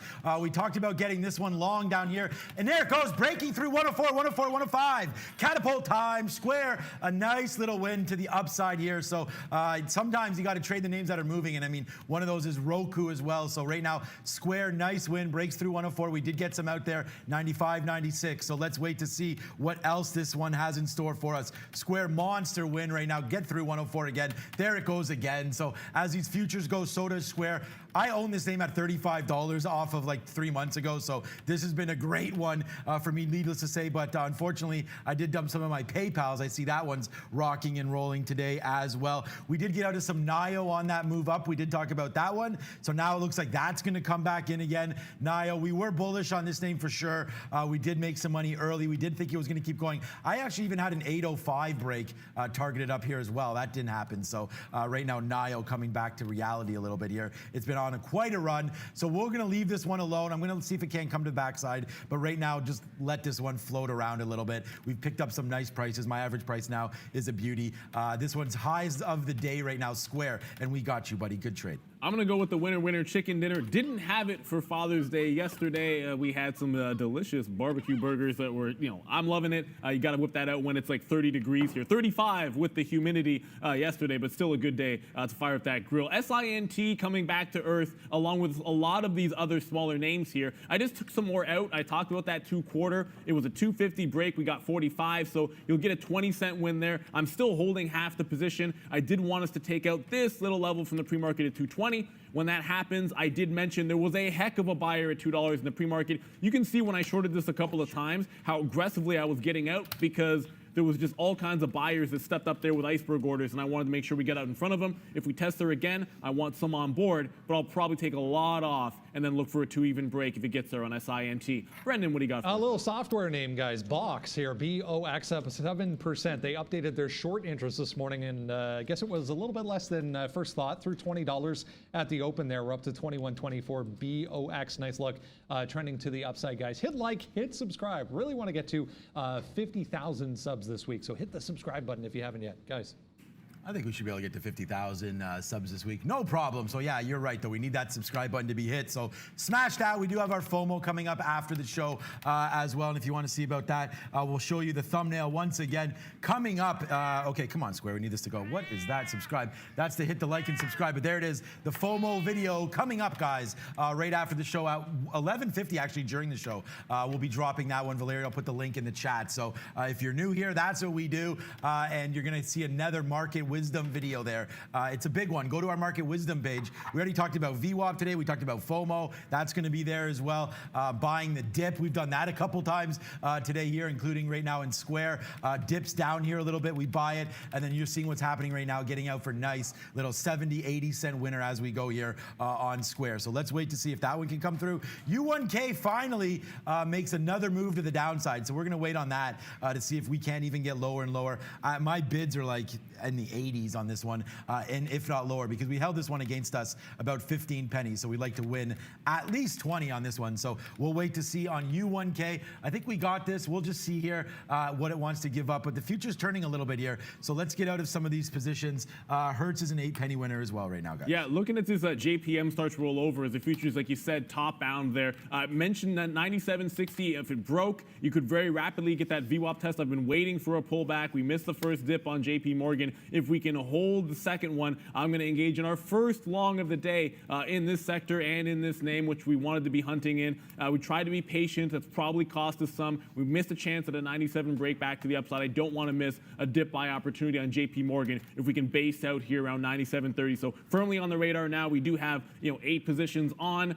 Looking like a 9th is going to come in here in JP Morgan rather shortly. Brendan, what do you got? Just searching for something on this one. Fastly, guys. FSLY 8.6%. Look at this move. Straight higher, 65. We're approaching 70 now on FSLY. Going to keep looking for some sort of catalyst to this. Volume decent on this as well, guys. Oh, I hope we do find a catalyst there, Brendan, because if I see up on good volume and no catalyst whatsoever, I'm usually going to look for an opportunity to be shorting this one. But I don't want to be playing blind here, and I do have enough positions on. So, we're going to resist the temptation, at least for now. But, I look at FSLY making just fresh highs and another parabolic move to the upside. This one has been running. At some point, they get overextended, and I'm going to be looking to short it. But without a catalyst and understanding this move in particular today is a big one, I'm going to stay back just a little bit before we get a little bit of news here and see if we can't figure out what's going on with this name. Okay, yeah, U1K not breaking at all. Square back to the upside again. We've been dumping some of these just to make sure we have our profits. I do have another bid down in the same area here, but here it goes. Just wants to rip, so that's great for us. We will just continue to hold that one and see how high up Square can go today. Big win for us on that one. We are short JP Morgan now as well, so we'll wait to see what that one wants to do. We're not going to give that much room. And U1K, I mean, this, I'm not going to say this is a daybreak or anything, but we're going to wait to see. Because if this one does tank, we have this on. So let's wait to see. We do have 304 there, some size. It's going to get chewed up, man. 7.5 million shares. You don't really have to worry about size on the level 2. We know that can get eaten up. So that's like the least of my worries right here on this name. But as we go, man, these is what's moving around. We got to trade the names that are moving today. Let's check back on Microsoft. Sean, I don't think big, this is one big buyer at 15 even on American Airlines. This one's coming back in after a failed 15.50 break. Just showing you level 2 here. Big buyer at 15. I wanted to be short this one. We took one shot at it. It did not work out. We took some profit around 14.90. So at first it was a 20-cent win, and then we get blown out at the top here. So I'm down on this stock. I'm looking to short a break here. I think you can also do it, like if you have direct market access like we do, you can engage in a trade where you maybe go long at 2s and 3s. You get out at 10, 11. You get that 5, 10, 15-cent type win over and over again. But all along, you're looking to short it when 15 breaks. So that's what I'm going to go ahead and do. So if you see me long at 2 and 3, it's not that I love it. I'm just going to play along with that game using 15 as my out and reversal point on American Airlines. Brandon, what do you got for us? One we haven't mentioned, guys. Walmart, big gap to the upside, or not big gap, but decent gap to the upside on an upgrade today. I think it was UBS with the upgrade on Walmart today. Just noticed breaking back above this 121 for Walmart, guys. All right, I took that Fastly here, so we're going to wait to see right now. 69, we took out the top there. Fastly, Brendan brought this name to us, up 9 and a bit percent. Let's just see what it wants to do here to the downside.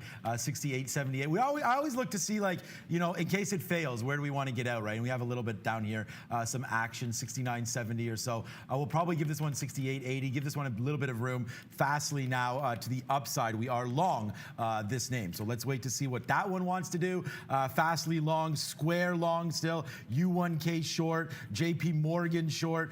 So right now, that's what it is. And the Hertz name, we keep having that one short as well.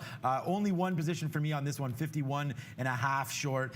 Got some out for a very nice out there, 136. Now it's heading to the upside now. So Hertz will get a little bit more out here as we go, but I am liking so far what we've got on board. JP Morgan now going to the bottom side here. We're short 39. Let's wait to see what happens. Yeah, I'm actually in that point where we're starting to add, we'll look to add anything in more in Hertz. 144, I'm actually sitting on this offer. We'll take some there. I'll take some if it gets to 150. I'm going to stay net short that name. You sort of have to pry that one from my cold and dead hands on Hertz. I'm going to stick with the short. One more name for you guys here. That EVOK did pull back in, and there was a 420-ish break.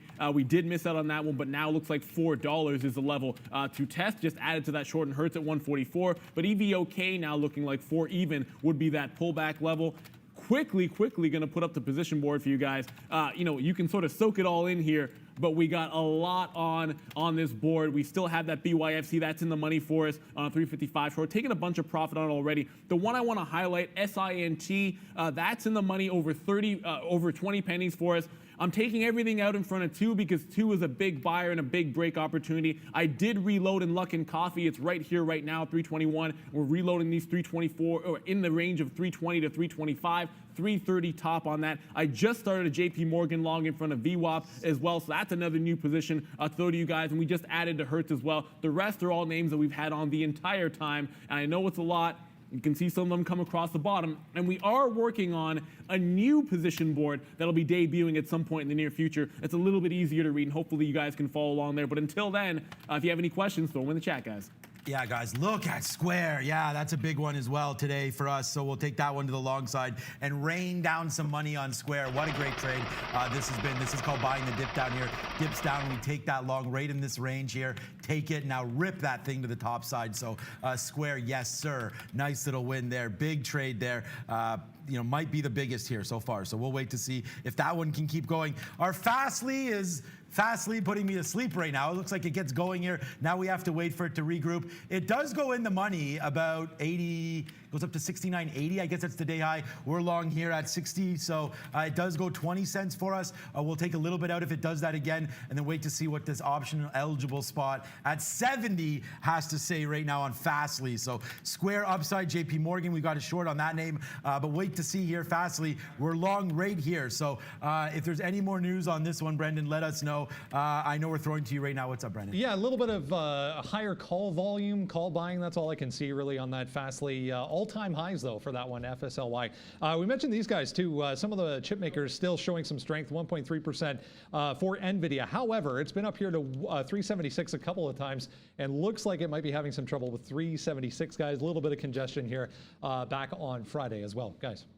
Someone just asking about SINT. For me, I told you I was short. If you're looking for a place to get out, certainly 220 has been holding right now. If you're in the long position, I mentioned a big level at $2. That's where I covered a short in the pre-market, where there was a lot of sort of support at that price. So those are the two places you would want to consider. You got to have some kind of an out, acknowledgement of where you're going to be wrong. For me, this short that I have on, I'm giving it to about 250 to 255 area stop, not a hard stop, but the trend for now is with me. No reason for me to take off my short position, as we are liking what we're seeing in this name back to the downside. SINT, it's been a few shorts. This one looking like it's going to be the best of the bunch, at least in the short term. I want to get back to IDEX. I don't want to ignore something just because it happens to be in the money for us. It is putting in lower highs. It's bounced off of 3, that price that we're looking at, that break, not break even for me, but that break even on the breakout trade if you had that one off of the open. So watch out. I wouldn't let it travel past here if you're looking for a long. Once we're below that 3 even price, I'm going to start to think about only shorting this name. So, it's going to be a big time reversal for me on a 3 even break. We're still long at 288, but if it doesn't start testing towards that high soon, we're going to give up on that one. But do keep in mind, sometimes you will see big plays in the afternoon. If it breaks 3, but then holds these pre-market lows, you could see a secondary break in the afternoon, so don't get too far away from it if you can only go long. Just make sure that you do get a bit of a base around 260, 265. If that fails, all bets are off, and it's only shorts. Guys, I'm going to tweet this out here because, what kind of the structure this was for Square here. It's been a big trade for us today. Like I said, I think P&L-wise probably the biggest for Neil or myself. We'll wait to see, though, if this one can keep going. Square right now, 103.30 to the downside. Nice little buy there. If you haven't followed me yet, come over and do it now if you want to. Anyways, there's Zero Hedge.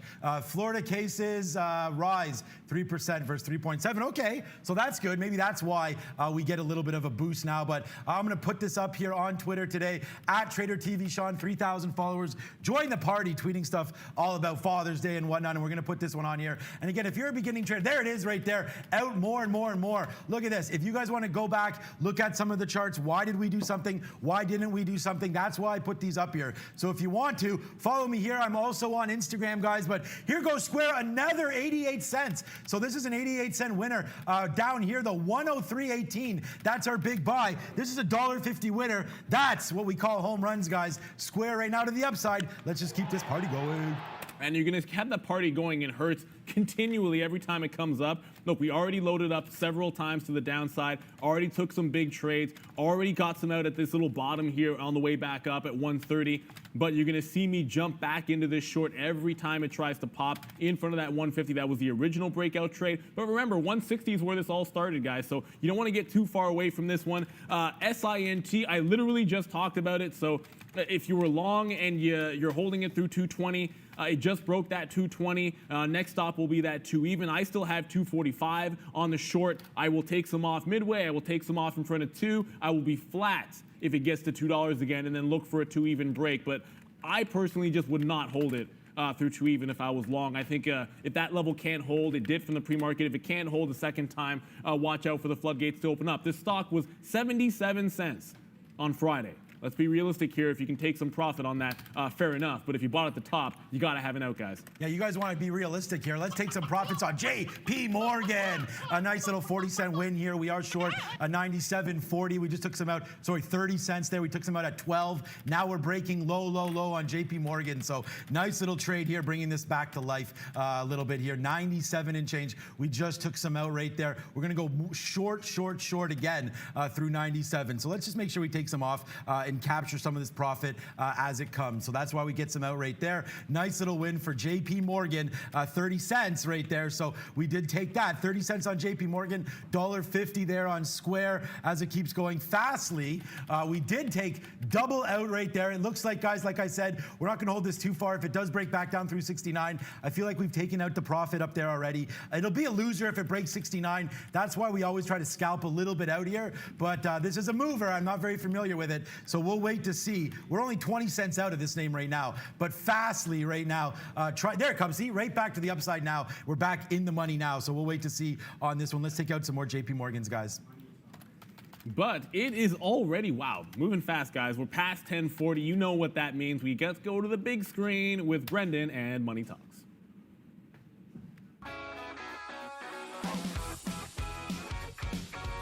Hey guys, yeah, we're going to do Money Talks now. We'll try and get things set back up for Sector Watch because technology is having some issues today on a Monday. So we'll have a look at some currencies. You can see I'm missing some data here on a few of these, but bear with us. The euro here at the top, 0.7%. Nice look for basically anything across the board versus the US dollar today. So anything versus the US dollar going to be higher. 0.7% for the euro. Canadian dollar as well, about 0.5%, 73 and change, almost 74 there. You come down to Australia and New Zealand here, full percent moves here for both to the upside, back to 69 and change there for the Australian dollar, New Zealand 64.8. Crypto's not really doing much. We did mention at the start of the show they were higher, still holding on to gains. Bitcoin 1.6%, Ethereum down here about 4% to the upside. I want to just jump over back to the chart here for the Canadian dollar. 74 the top looks like resistance, back to the downside. 73.2.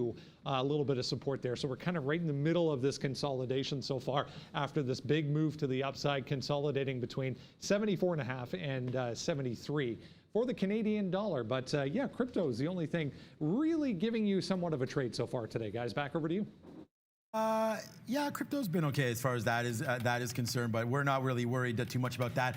Look at this, guys, 97.04. You flossed that one off. JP Morgan, we gave that to you. Maybe we'll tweet this one out as well. Nice little short there on a little bit of a break. It was just a moving average, so we'll wait for that 97.40. I do think if we could break through 97, you do have another trade coming on JP Morgan.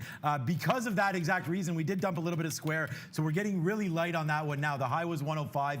We'll sit there again and see if we can't take that $1.80 right now out of Square, but it's been a big one. Like I said here, JP Morgan now looking to break 97, so that's a big win there. We turned bearish on the banks. I hold the banks, so it's not like I'm bearish for long term here. I'm very bullish, but for right now, short term, nice little win on that one. Big trade right there, 40-cent win happening as we speak.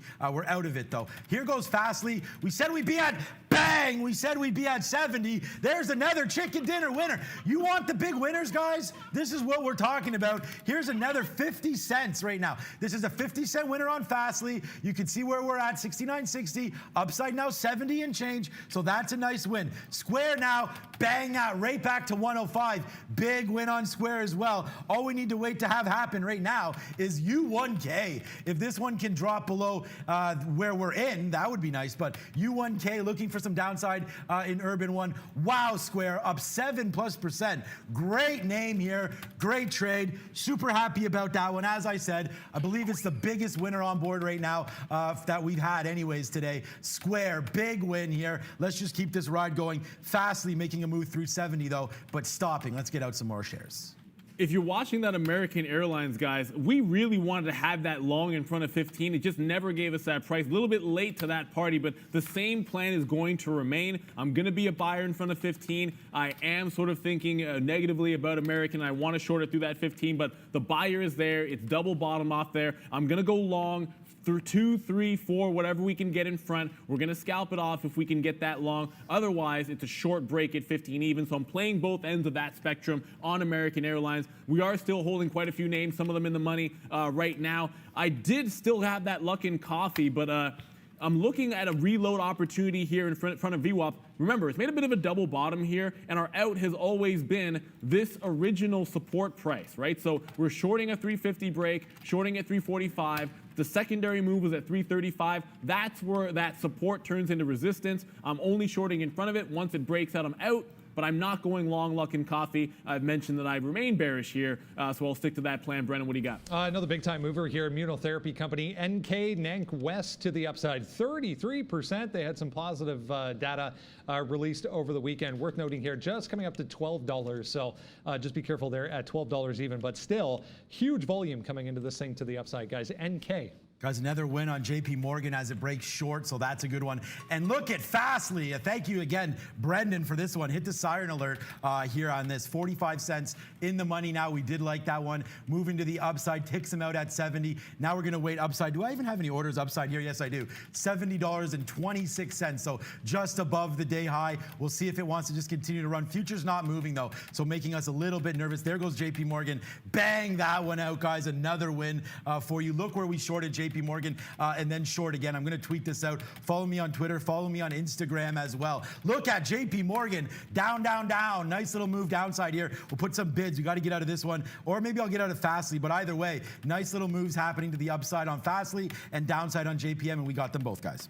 Yeah, and it seems like the story is actually not done yet in our good friend over there, IDEX, guys. We are still going to be holding the long position here, but it just held a little bit higher than this bottom at 3. It just held out at 310, so could have a secondary play through it through 325. I, of course, am still long at 288. I have not covered the rest of this position. My stop is at 3. It'll remain at 3 unless we get a break of this price here, 337. If this gets taken out and we can't get past 350, I'll slide my stop into that 337 range and make sure we lock in that 50-cent win if it gets there first. So that's the structure of my plan. Otherwise, the only long I'd take, if you want to add to it or jump in now, would be long in front of 3 even, maybe long in front of 310, this new level that we just put in. Brendan, what do you got? Another one just catching a bid here, guys. Upwork, a couple of banks stepping in on this one. Zacks Investment, also JP Morgan as well, coming in on this one with a buy rating. So big volume just coming into Upwork, online employment website.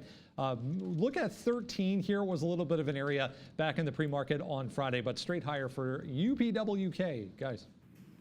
Looking at, here comes that AAL position, guys. Remember, 15 even if we break. This is a big short for us if it breaks 15, 1, 2. Third time it's going to test it. Remember, though, there is a buyer on level 2 we're looking to take advantage of. Going to grab some in front of it long. Look to scalp that trade again. Not looking for a home run on this trade. You're looking to go long, 2s, 3s, 4s if you have direct market access, and then you're looking to take it off at around VWAP and up towards that 20 mark. Otherwise, it is a short through 15 even, and you're only risking here about 3 or 4 pennies on the long to try and make 3 times that. Otherwise, I'm going hella short when we break this 15 even, which could come any second now, guys. So here comes AAL. I'm long at 2.5, and here comes the 15 evens. FLSY just took some out again on the top side, so that's another 50-cent winner. We'll just keep piling them on for you guys as well. And JP Morgan, that's another 20-cent win to the downside, so we got that one. And we also, of course, have Hertz on as well to the downside. So things are turning around here today. Nice wins. We'll put up the board on just to let you guys see what we do have. It's National Onion Ring Day today, apparently. Maybe someone, Bernadette, getting a little early look there. We'll see if that's what Valeria comes with or not. Okay, Spoiled. FLSY long, you see that one. That's a money maker. That's been raining down for us. Thank you to Brendan for bringing that name to our attention. I did not have that one on the board before.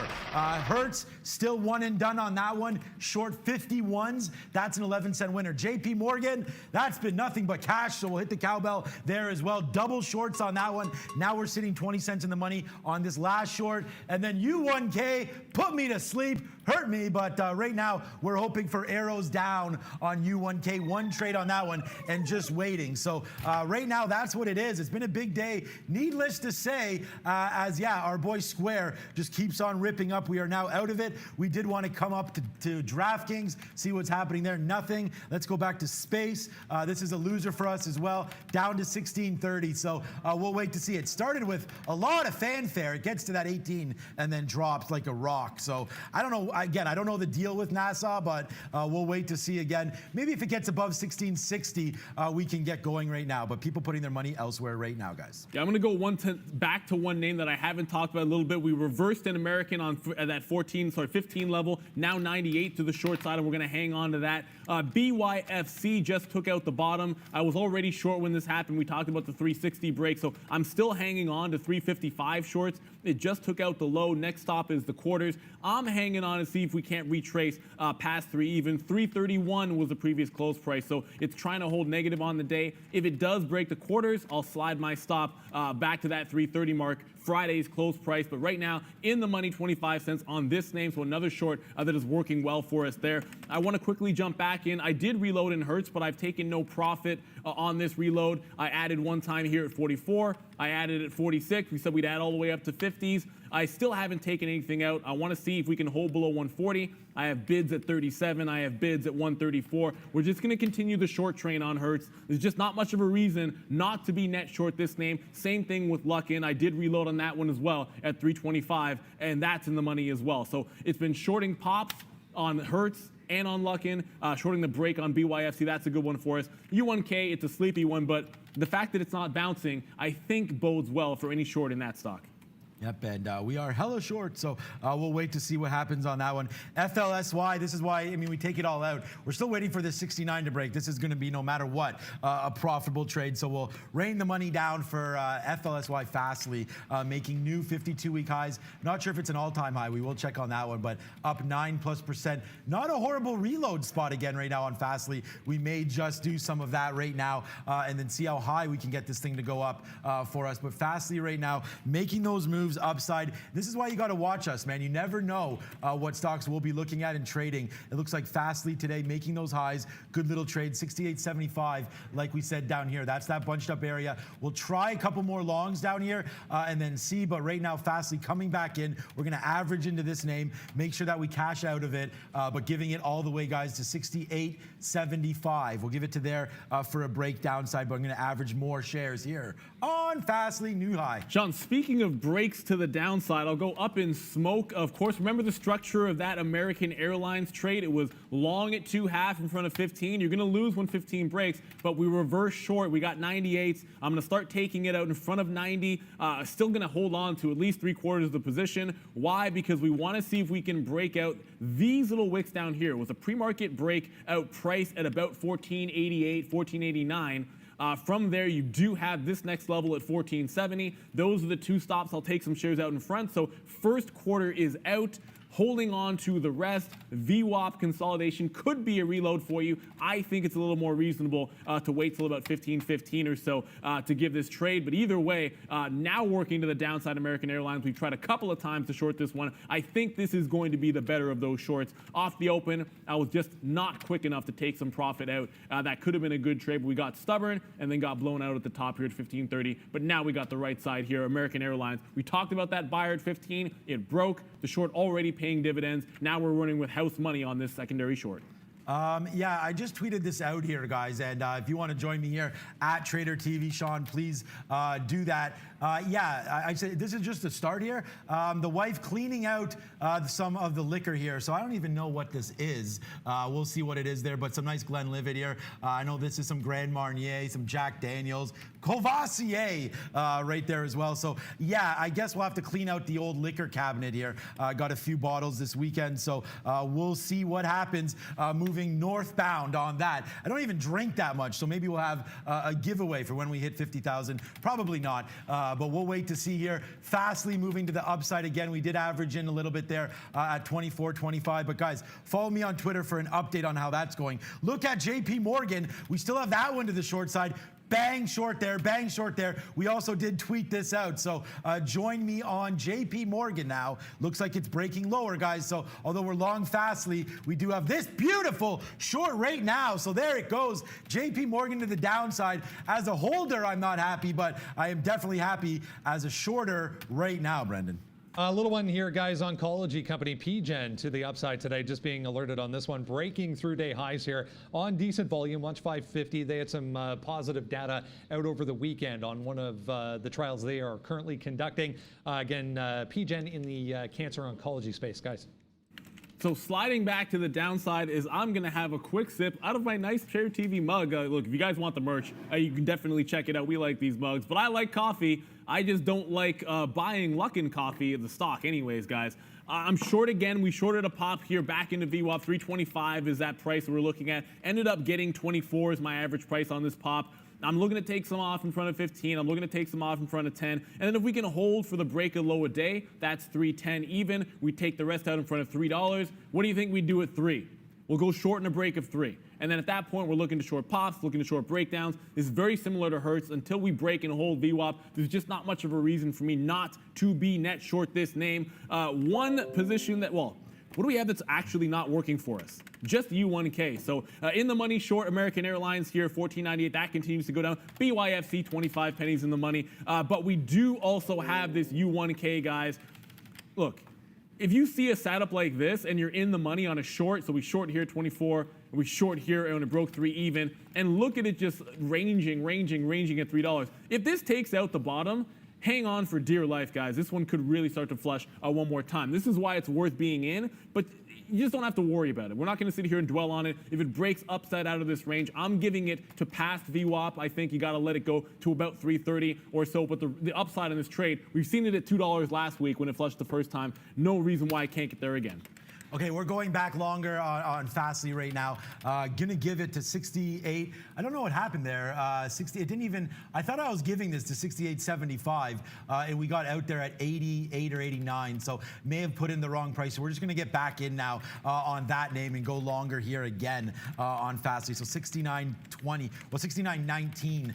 We're able to get back long in. So there it is. Get out of some there on some kind of a flush. Not even sure what happened. Now we're back to 69.50. Well, we just were.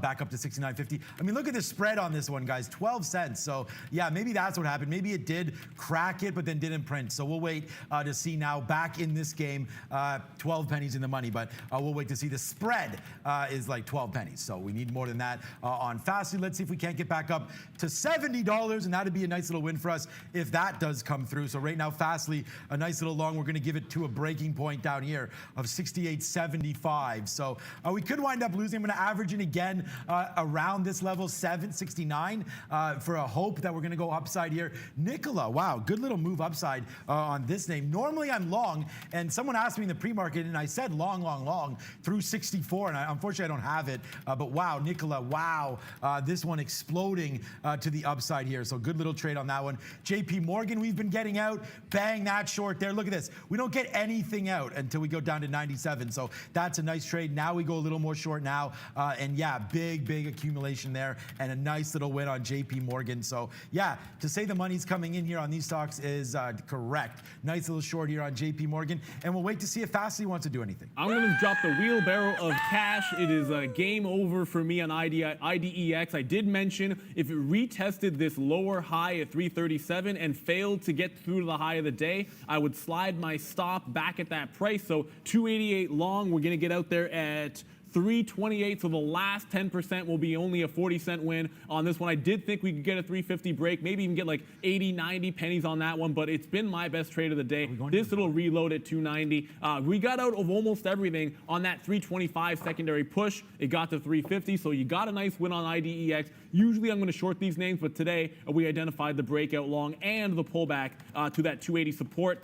Watch out for $3 and $2.80 if they get taken in the afternoon. I'm going to look for some short trades on those prices. I can tell you American Airlines, that short that we're hanging on to, sliding nicely to the downside for us. I have already taken out that first quarter of the position. Until it takes out 1487, I'm only going to look for an add to that position around VWAP. Otherwise, next level down, 1472. So it breaks that. We'll start getting shares out between that 72 and 87, and then hang on for dear life to the short side as the market comes in. But it's 11 o'clock. Let's go to Valeria for our European update.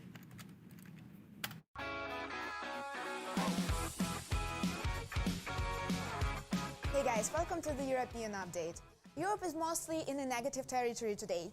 Turkey is up 1.51%. England is down 0.29%. Germany is down 0.56%. France is down 0.49%. And Italy is down 0.37%. German company Wirecard announced that its 2.1 billion missing from the account might not exist and fell another 42% trading today. That's all with the Europe, and I'll keep you updated. Back to traders. Chopped around off the open on American Airlines here. If you can sort of go to my chart here, you can see off the open, we talk about a lot of times giving it a couple of minutes, and maybe I should have, but what we could have done better here is not that we had a bad short. You know, we had a good price, we had a good stop that I think was significant at 25. We see it fail and say, hey, wait a minute, failed break, let's jump back into it. So we actually get aggressive, more aggressive to the short side trade on the way back down at 20 and then again at 10. Only to take it off in front of that pre-market high and not aggressively enough. We could have taken a bunch out here for 20-cent win. Of course we don't. We end up getting stopped out up here at 15.30. We wait very, very patiently for that 15 level to go short again. Now we have what seems like a better structured trade here. If it does take out this 87 that we're talking about, the floodgates could give us back down to that initial target that we're looking for at 931. So sometimes you got to be a bit patient. Thankfully, because we took some profit earlier, it's not a horrible loss at the beginning. but I really do think when I see these trades here and these buyers step up, I've seen it in American a couple of times, I've seen it in Carnival, you do have to get more aggressive on these outs. If it's going to be a directional short trade, there will be other opportunities to get in on pullbacks, on further breaks. That early in the session, you've got to be a little bit more patient there and maybe take some more profit when it's in front of you. I can tell you that U1K has finally broken to the downside, so add this back to the list of names that are working for us. It's back below that 3 even mark. We're now at 294. There isn't a heck of a lot of liquidity on this stock if you're trading larger shares, but just watch out for some of these sellers that come down here. If you see like a 20,000 seller, if you have a level 2, drop this down to 295, drop it down to 290 and chase it all the way down. That's going to be a good sign for our short. I'm already intending on holding this one through a low of the day break, which is now 292. If 292 gets taken out and we get past this 290, I'm going to start taking profits. I'm short at 301.5. Not a heck of a lot of reason to get out of this one at any point today. It's just not showing any buy strength after the crazy moves that we saw on U1K the last couple of weeks, or the last couple of days going into the end of the week. You know, you got to be able to play this one. If the buyers are done, we're going to have a party on U1K. SINT, I still have the last quarter of my position here short at 245. It is now bouncing back up. We talked about 2 even getting it all out. That's going to be the big test. Stop is at 250. That was the original breakdown. I'm going to reload one time if it gets to 240, but that's it. Those are the only prices I'll take any action out in front of 2 even. Adding more in front of that 240, stop at 250, SINT. It's been a good one for me. As much as it's up 200%, this has been a fantastic short through 250. Now I'm looking to add one time with a 250 stop, guys. So SINT, we're still short side on that. And also finally looking at some profits in U1K, but it's got to dip past that 290. Otherwise, it's going to remain a very, very sleepy trade for us. Guys, yeah, your boy is back. Don't worry. You could see this one. Look at Fastly, a nice little run upside here. As I'll take I just went and got the little fruit salad there. I forgot about it today, so we'll see. We will hit that in a minute. But let me take this microphone out of me pocket. Okay, now we're going upside here on Fastly. Let's hope that we can get some out here. It did get as high as 69.72, so that might have been an expensive coffee and fruit salad time to go get that. So we'll wait to see what that wants to do. Of course, you know that we still have JP Morgan. That was a great out down there at 64. Let's just continue to get these out of here. Big trade here, JP Morgan. Yeah, we've got it, and it's doing quite well for us to the downside. Damn it, Fastly, I really need this thing to get back to 50 here, and we'll get some of those out. But without any further ado, we do have one of our more popular segments happening, not daily, but almost daily. If you want to become a guest trader of the day, follow the link that Valeria has been dropping or will drop very soon. But Brendan, we've got another one right now. Let's go.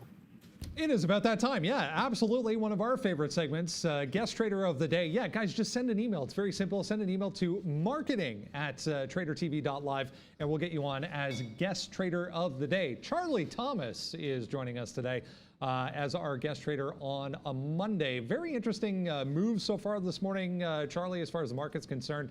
How's your day been so far? Today, so far, I've only traded in the pre-market. I'm kind of working on refining a strategy that's been working for me recently.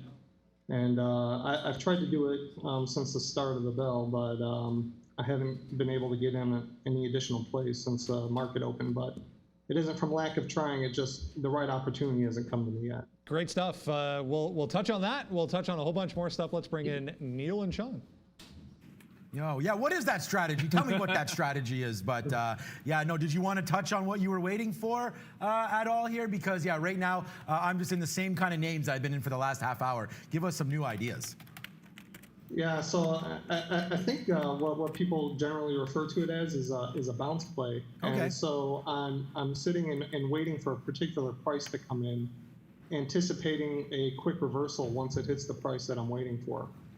And so I find, at least for myself, I'm much more patient waiting for an entry point versus once I get into a trade, I get less patient because I'm nervous which direction the price is going to go.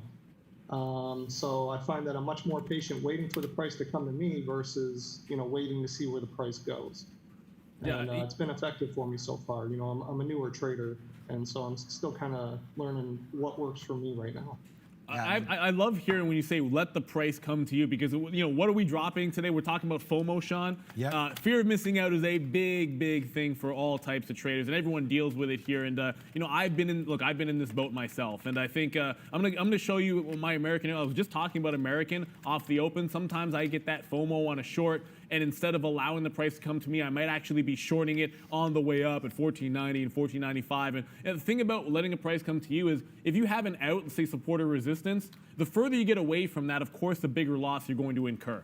And if you know that support or resistance is why you're getting in, and then you start chasing, all you're doing is the 20% that you're wrong or 30% of whatever your strategy might be, you're just doubling and tripling the amount that you're going to lose in those instances. And then the math never really works out. So Charlie, I love hearing you say that. Just a quick question: where exactly is it that you're calling from today? Where are you joining us from? I'm in the Detroit metro area. Okay, Detroit. I would say good luck. I don't know if you're a football fan. I would say good luck to your Lions if they do play an NFL season, but I'm not going to, because I know that's got to be a sore spot, as they're horrible. My Buffalo Bills are looking a lot better these days. Yeah, well, and plus they have a problem, Charlie, because they're going to be facing the Packers twice a year, which is going to be also a problem. But what does Detroit look like nowadays? I mean, I know New York is now opening up for phase 2. Has Michigan or Detroit done that? How bad was the situation there in Detroit? I hope, obviously, you and your family as well. But yeah, trying times for sure. What's it been like down there in Motown? Yeah, I mean, the most recent news that I've read about it is that due to the more heavier restrictions compared to other states, we've actually done fairly well as far as the curve goes. I know at least for my local city, it's been fairly flat for a while. We had maybe a small spike, but it's still looking pretty good for us right now.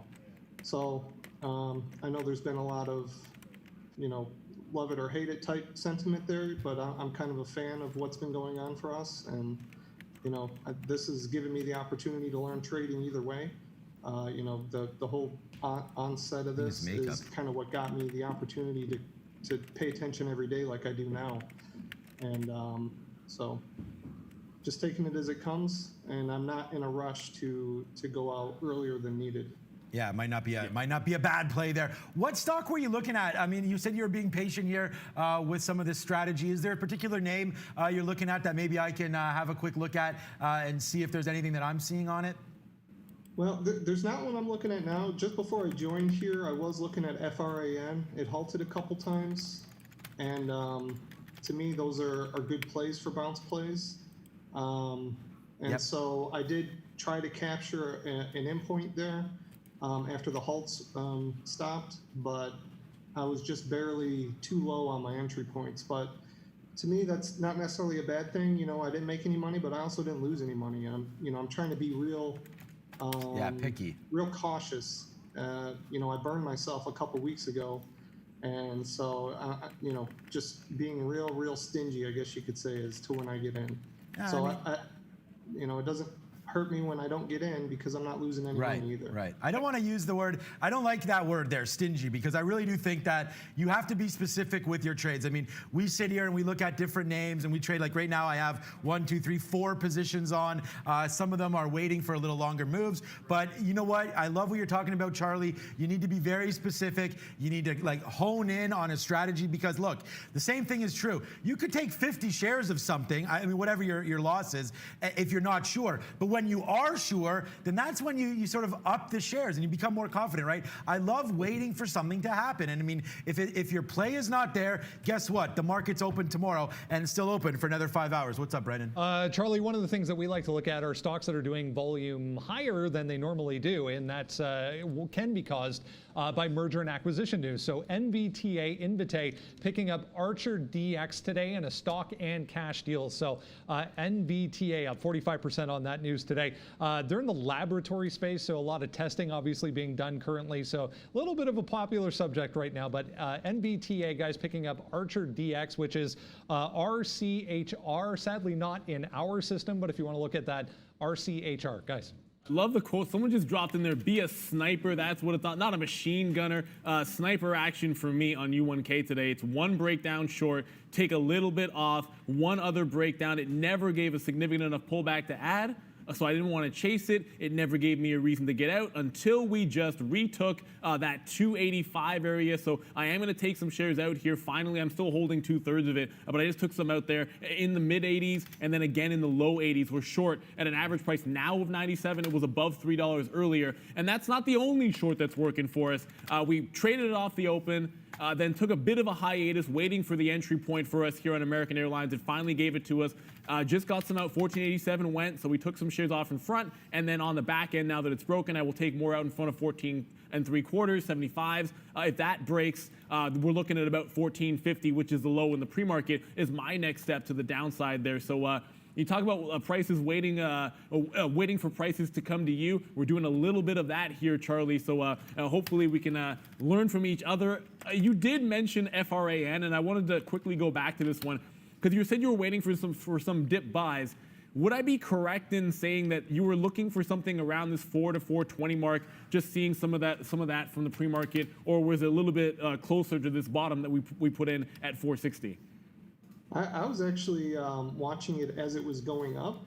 On the way up, okay. And then also on the other side. So I was watching it during that whole peak period. So what I do is I watch what the price action's doing, and I'll adjust my entry point depending on how quickly it's moving up or down. You know, my biggest goal is to catch it on a big down spike, not just a little 10-cent down spike. I want to catch it on the biggest down spike that I can find. And so I'll adjust my entry point and follow it kind of as it's moving and see if it'll come down and get to where I'm comfortable with getting in.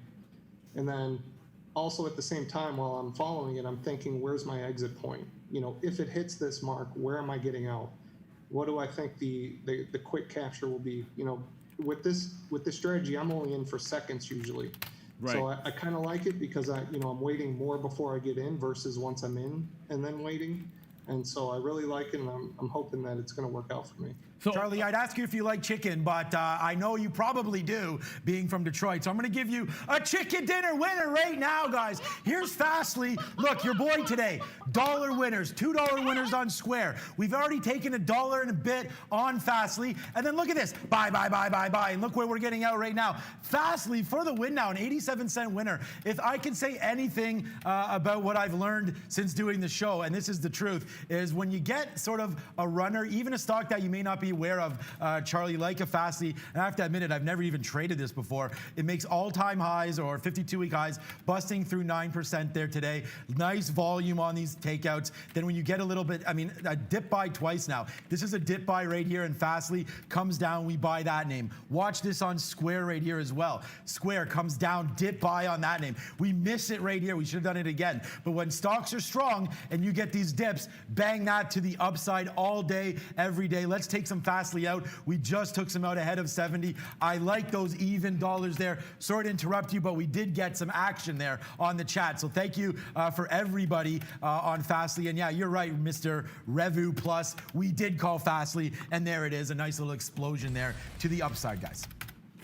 I want to quickly jump back. I mean, we have a move happening in U1 through 275, and I just mentioned every single quarter has been a short and been a good break. It's no different here. So take some shares out in front of that 275. Allow yourself the opportunity to reload in front of 3. Allow yourself the opportunity to take another short if it breaks 275. Going to keep that structure in mind as we go to the downside. There's one quick thing, as you were mentioning there, Charlie. I wanted to get back to that frame because you were saying you wanted to get a bigger dip on those buys. Correct me if I go off base here, but on the way upside, you're seeing these parabolic breaks, 420 here, right at 950. It then makes a move here into 475. So it's up about 10% on that move alone. This small pullback, you're probably looking for a fast dip, maybe down into that previous breakout. Is that correct? If you get a fast one there, you're looking to quickly dip in, maybe with a stop here where there was support at 4 even, and then maybe take some out for another bounce back up into that resistance at that 475. So maybe taking 50 pennies or something like that, risking only 10, 15, or you're looking bigger stakes than that? Yeah, it's still something I'm kind of adjusting. Right now, I look at, how far did the dip go? If it went 50 cents down, for example, do I think it'll bounce back up 50% of that? So, will I get 25 cents out of that dip? Or, it really depends on how quickly the movement is going. And if it's moving a little bit slower, then I'll drop that number down. But if it's moving quicker, then I'll expect a bigger reverse back up. So, you know, it worked out for me pre-market even. You know, I had one today, which was 10 cents, you know, nothing big. But right now I'm just trying to stay green while I'm still learning. So a win is a win as far as I'm concerned. But last week I was able to get 250 off of a bounce per share. That's what it's all about. Yeah, that was a nice quick turnaround. That was on U1, which is, you know, kind of dying off at this point. But well, we've been short in U1. I just can't bring myself to go long except for breakout trades last week. And again, it's been sticking with the pattern. But look, if you can only go long or you have a setup that's long, just patiently wait for it. There's always going to be a trade on some of these names here. I want to quickly jump back to one name that I've gotten a little bit away from, and apologies for doing that. Our good friend over here, Hertz, is continuing the same pattern, but look at this consolidation through 139, 141, guys. It's looking to break up here. I didn't take anything out inside this range. If it broke down, I was going to add, and I'll still do that. If we break 139, I'm going to add to my position. Otherwise, shorts are only in front of 150 at this point. So sticking with that in Hertz, you just saw, hit that like and subscribe there. One question for you, Charlie. How long have you been watching the show, and how did you come across us? And you know, what's your impressions? Anything in particular you really like, or you think we could do a better job of, or that you'd like to see us add into? You know, what are your thoughts? So I'm not quite sure when I started watching. I know, you know, I remember the subscriber rate being around 5,000 or so at that time. I was probably watching another video, learning about, you know, some technical analysis, which is what I do every morning still. And I saw your channel come up, and I just watched, and I was entertained immediately. And so I just subscribed as soon as, you know, the first day that I saw it. But yeah, I like to pay attention to see what you guys are watching, you know, learning from people that have been doing it for, you know, a lot longer than myself, but, you know, more than 15 years each. There's a lot to learn. You want to know what they're paying attention to. You want to see things that they're seeing. And, you know, I think maybe the one request I might have is with the watch list that comes out, I'd be a fan if we had, you know, a bullish or bearish sentiment from Brendan, Neil, and Sean added to that watch list, just to see what the opinion is there.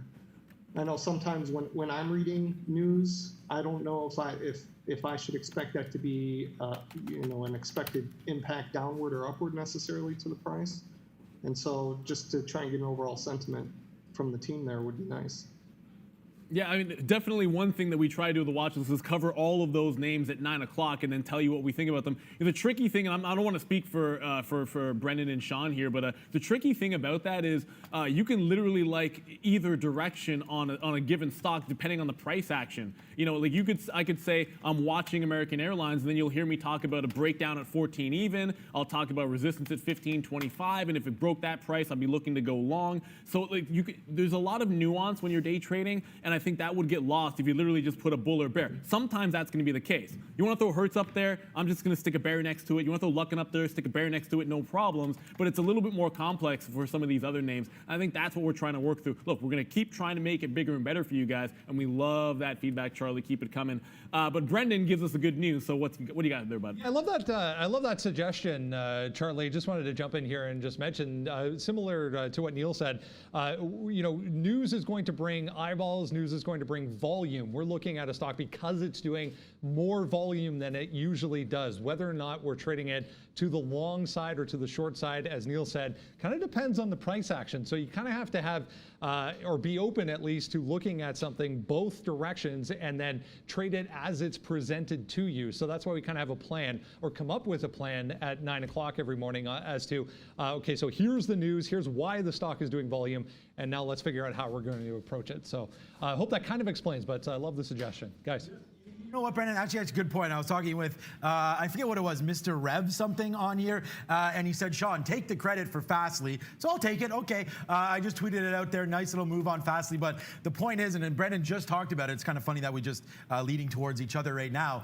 You know, he brings the name to your attention, right? I mean, it's one thing for us to sit here and say, I like this stock, I don't like this stock, but you actually have to take the trades, right? And I think that this one, you know, sitting here, in this situation, trying to make money trading, this is a good opportunity, and you got to identify the opportunities. So just because you're given a name by myself, Neil, or Brendan doesn't mean that it sort of fits your criteria. You got to figure out what that criteria is. And I think, Charlie, you've given some good examples today of what you're looking for. And again, the dip buy, and I just tweeted it out. I said dip buy like 5 times here. That's what this was. Bang, bang, bang. And now you get right back to the upside here. Of course, the market helping this trade out a little bit, but we are almost flat. But guess what, guys? This is a $57 right now, dollar winner right now on Fastly. So moving to the upside. But yeah, sometimes you do got to listen to other, and that's what we're doing, man. We're building a trading community here. And I think that's super important to all of us, that we give you guys some ideas and then you go ahead and execute against them.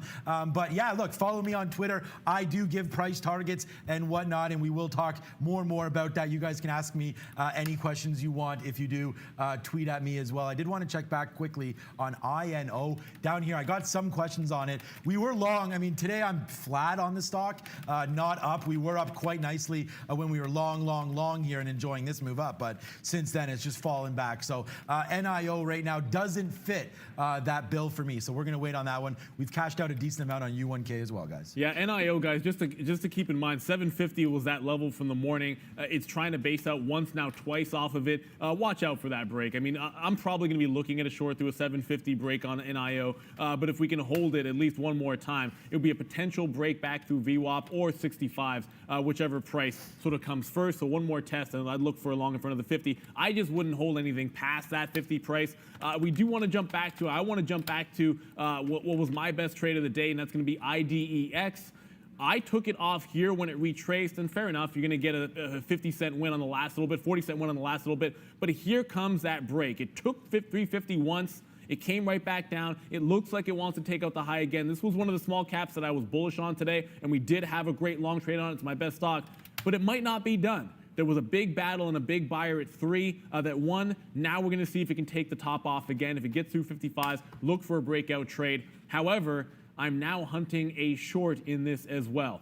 Back below about 3/4. I'm going to see if we can't short this one into 3. The bigger short is 3 even. I don't want to have too big a position through 325 above VWAP. 3 even is where I think I would want to dig into the short trade here. And it was a 220 stock on Friday. There's plenty of room to win on a 3 even break, even if you don't have the best entry price. It'll feel like you've missed about 40 or 50 cents of the move.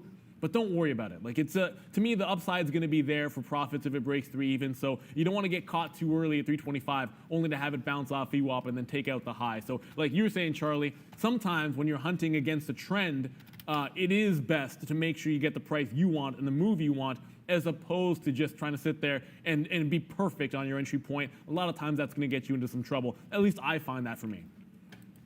Okay, we did take JP Morgan again to the long side. So we run the short, we get out. We take our last bid out here, breaking through 97. So JP Morgan today has been a siren alert for that. And now we're going to go long, breaking higher. Let's just wait to see. Maybe this move in banks is done. We're long right here at 25. We'll give it back down here to 97 and see if we can't get back here to where we initially went short. JP Morgan's been a cash cow today. I don't even see, that's what I'm talking about, guys. I don't even have the cash cow thing on here anymore.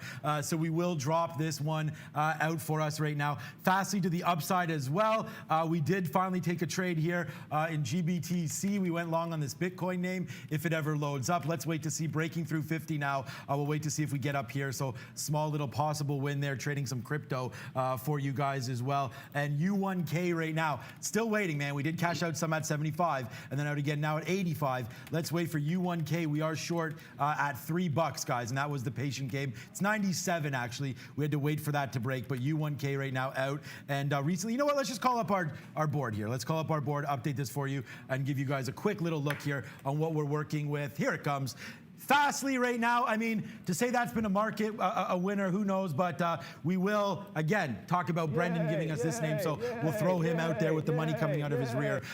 Hertz as well right now, that's a 10-cent win. JP Morgan's a 7-cent winner on board there, and you already talked about U1K. So yeah, big day to say the least today, guys, and thank you once again as we go. Thank you for all the support there. Charlie, what's your favorite thing about the show? I know you just mentioned there the watch list and us sort of being honest and going through it. Is there one thing that if you're a new subscriber right now, and it sounds like you've been working through, you talked about watching different videos and whatnot. If you're a new subscriber here, give us 1 or 2 reasons why they definitely need to hit that subscribe, that like, and smash it as hard as they can. I think probably the number one thing I would say is, you always hear a lot of doubters out there about the capabilities of being a profitable day trader. One of the things that you'll be reinforced with if you watch a channel like this one is, you guys are winning every day, and that doesn't come by luck. And so you can see what the benefits of your hard work will be if you put in enough effort into learning the craft.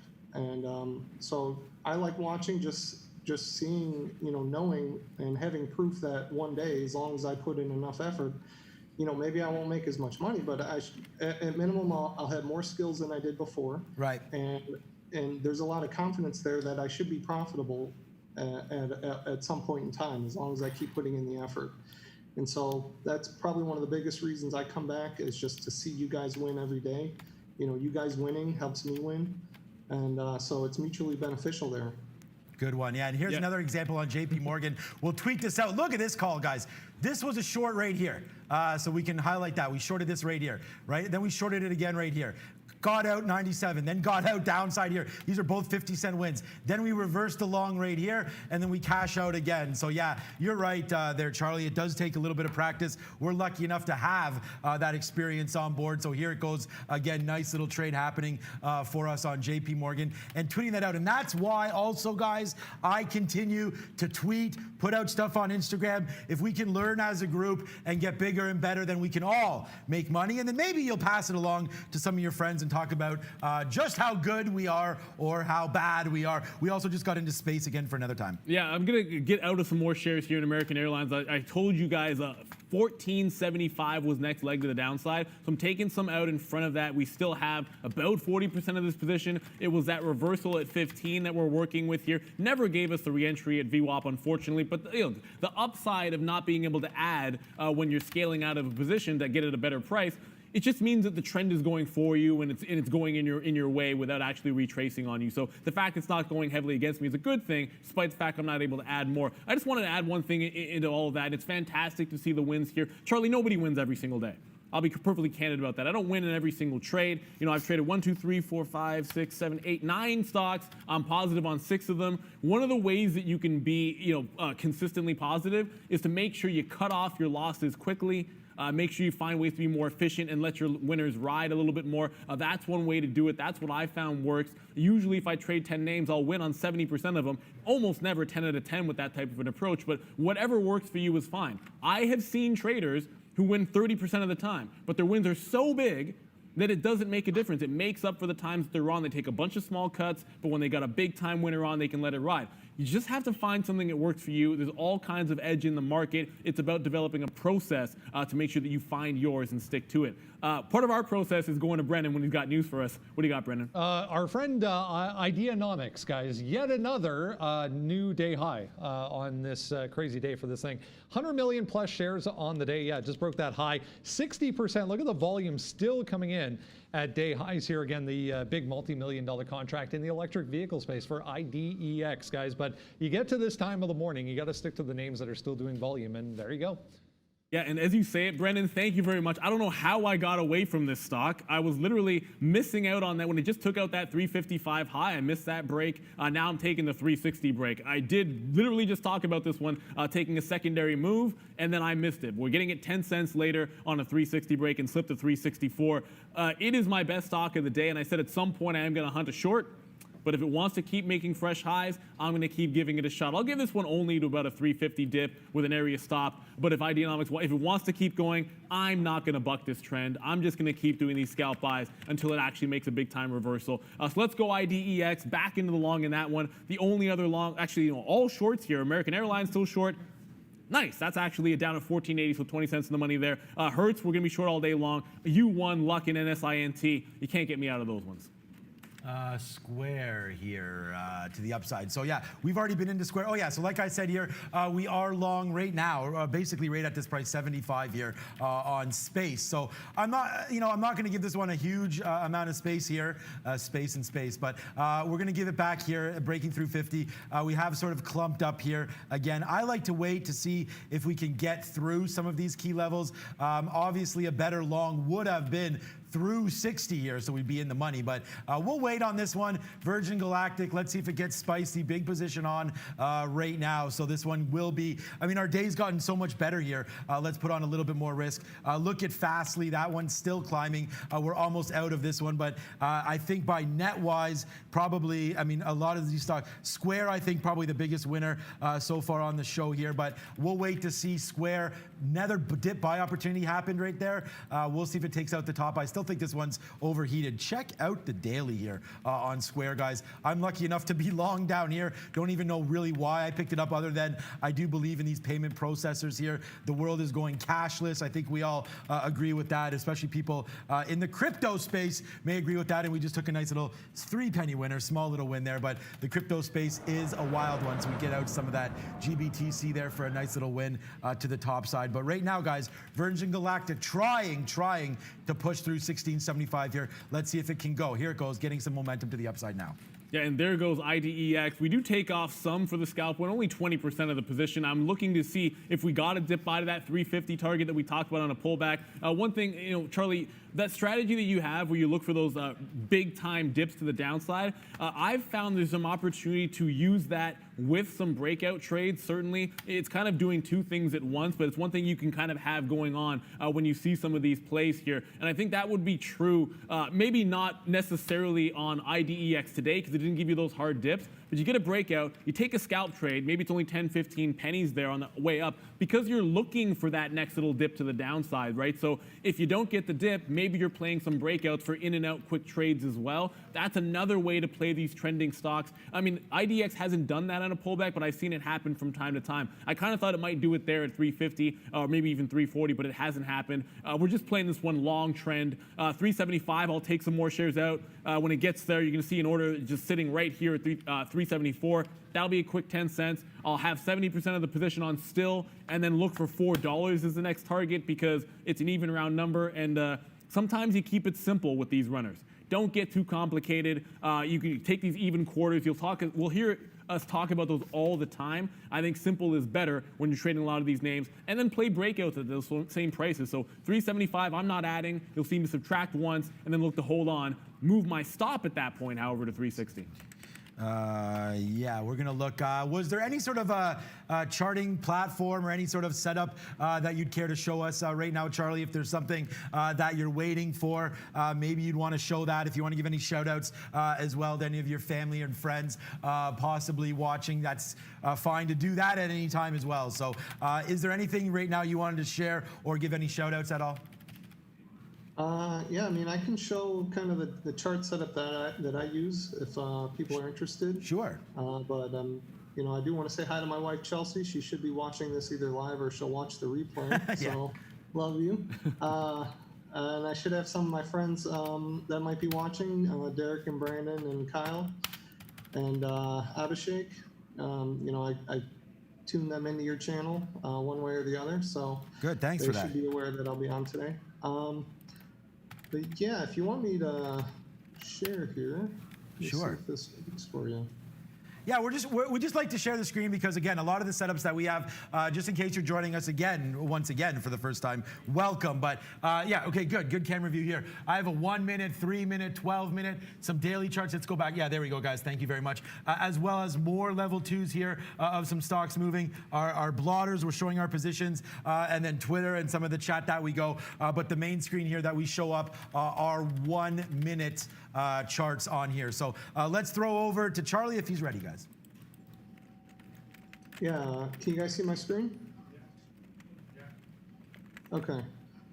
So I use Thinkorswim. It's a pretty popular platform. They went commission free and then kind of blew up from there. So sometimes you do run into some issues, but for the most part, it's been working out for me. I'm a fan of using the active trader window for now with the particular plays that I like to do. Yep.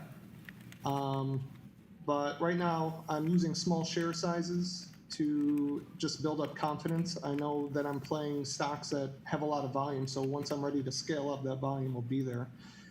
But a few of the indicators, this VWAP is the line here. I added that primarily because of you guys. Nice. So that's been on my chart for quite a while. More recently, I added the 180 SMA to just kind of show me the overall trend that the stock is taking for the time being. And then this is the 9 SMA, this blue line here. And I haven't used that much recently because it doesn't really fall into the more scalp type plays that I'm doing. But this will be one that I'll use when I'm ready to be in a position for, half an hour or more. Or, I'm willing to have that patience there. And then I have the 180-day chart down at the bottom here just to know that I'm looking at a stock that's not crazy outside of its normal range. And if it is, then I know I really want to be in there a shorter period of time. So that's kind of the setup I use for now. It's been working okay for me. My current goal is to just kind of master at least one style and then put that in my toolbox and move on to the next one. So far, this one's been working out for me. Nice. I'm going to hit this because anytime I hear an explanation that is perfect, I will go with flawless.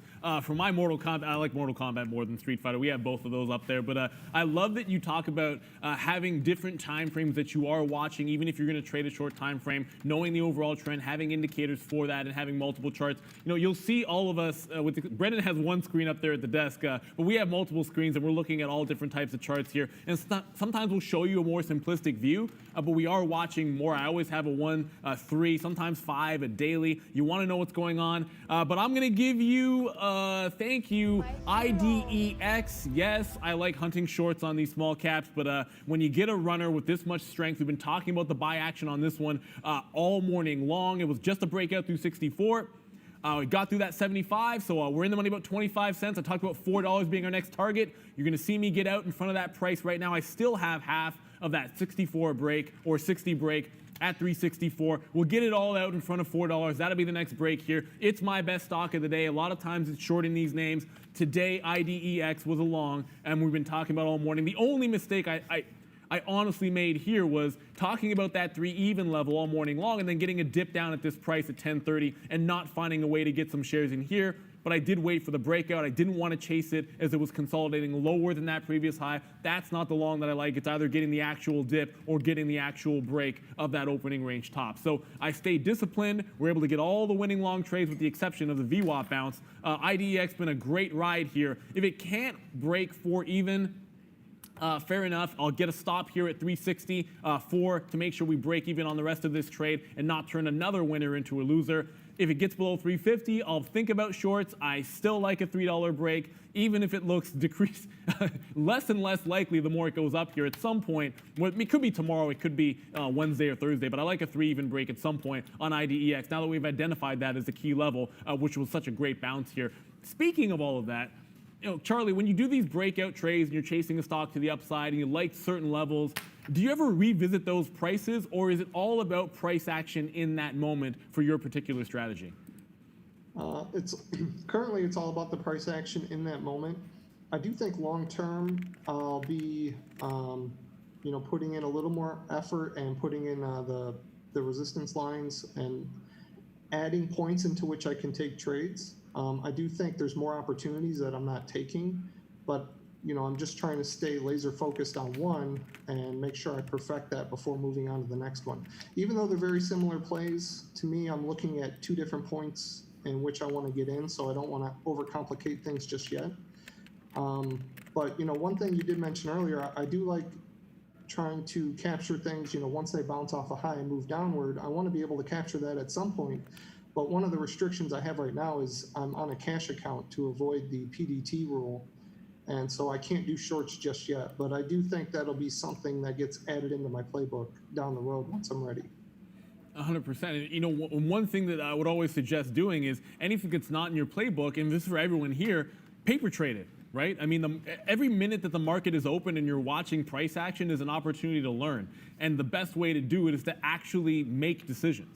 whether you talk about trading, poker is the same way here. It's all about individual decision making. And if you don't practice making those decisions, then there's no way you're going to get better at it. So, that's one of the reasons I like to work out of positions as well, because each time you come to a decision, I want to be making one, and then I'm able to reflect on whether it was good or not, and I've learned something from it. So with IDEX, I'm just going to quickly update here. It did turn around at 391. That's close enough to 4 even that at this point I'll probably get the rest of these shares out in the 80s if it bounces again. Otherwise, I still have that 365 break-even stop for the last 40% of this IDX long. So it's been a good long all morning long, but that's the structure of me getting out. If it breaks 4 even, I'll be flat looking for a 4 even break, and then just do increasingly lower time duration longs the higher it goes. Brendan, what do you got? One to look at here, guys. GDS on the NASDAQ, their data center provider over in China. They got another cash infusion from an initial investor, so they're kind of re-upping on their investment, popping up on that news this morning. We're still up about 3.75% here. Worth noting, however, 78 here seems to be a bit of a level. There is a buyer kind of accumulating at 78. If that drops, this thing was trading at 76 or below that on Friday. So a little thinly traded, but GDS, interesting look, guys. Guys, we just did tweet out there.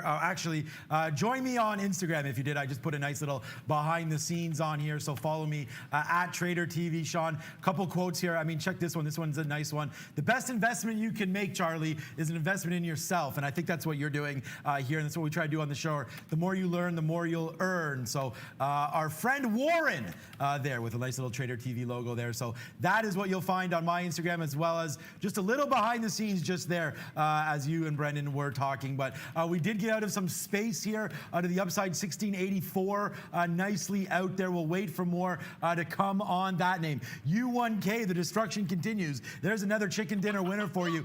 Out some there at 275. That's back-to-back jacks there.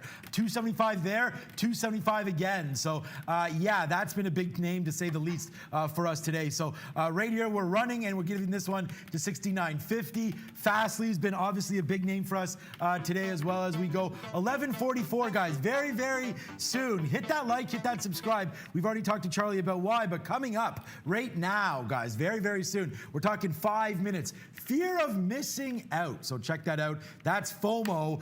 We'll find out what that means, how to deal with it. And I know that's a common problem for a lot of beginning traders and experienced traders. Like we had the quad witching, and we had, a lot of traders very interested in that. You fear that you may miss out on something. I did talk about Apple with that 12 million shares to sell at the close, and you did see what that did on Friday as well. So sometimes education will help you with some of that fear, and I think that's what we do probably the best here on the show. I'm just waiting. Guys, speaking of fear, if you're short IDEX, you should be very afraid right now as it's approaching $4 here.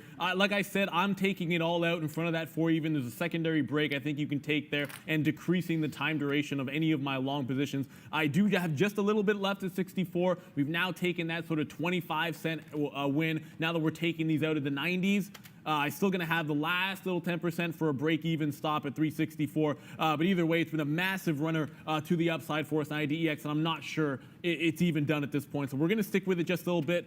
I can tell you right now it is all over. It's been a wheelbarrow of cash, and some trades are a little bit easier for us in terms of a management. SINT is going to be one. Someone just asked about that on the chart. Yes, it's up 170%. I had one trade and one trade alone, a breakdown at 250. We held on to it. It just got 205, so 207 out, so 38-cent win on the last quarter of these shares. I said I'd be all out in front of $2. $2 break. I'm going to add to the short, pull back to 250. Watch out for that price. I think we'll take it one more time in the afternoon. If it ever broke VWAP, though, maybe it's a secondary long play. But now all done at SINT. It never went against me. It never gave me a reason to get out. Went right to our target on a nice slow march. I love having a few of these around. Just makes it easier to manage your trades when you don't have to worry about it. But the stop order was in. If we broke 250, we're going to be out of that trade no matter what.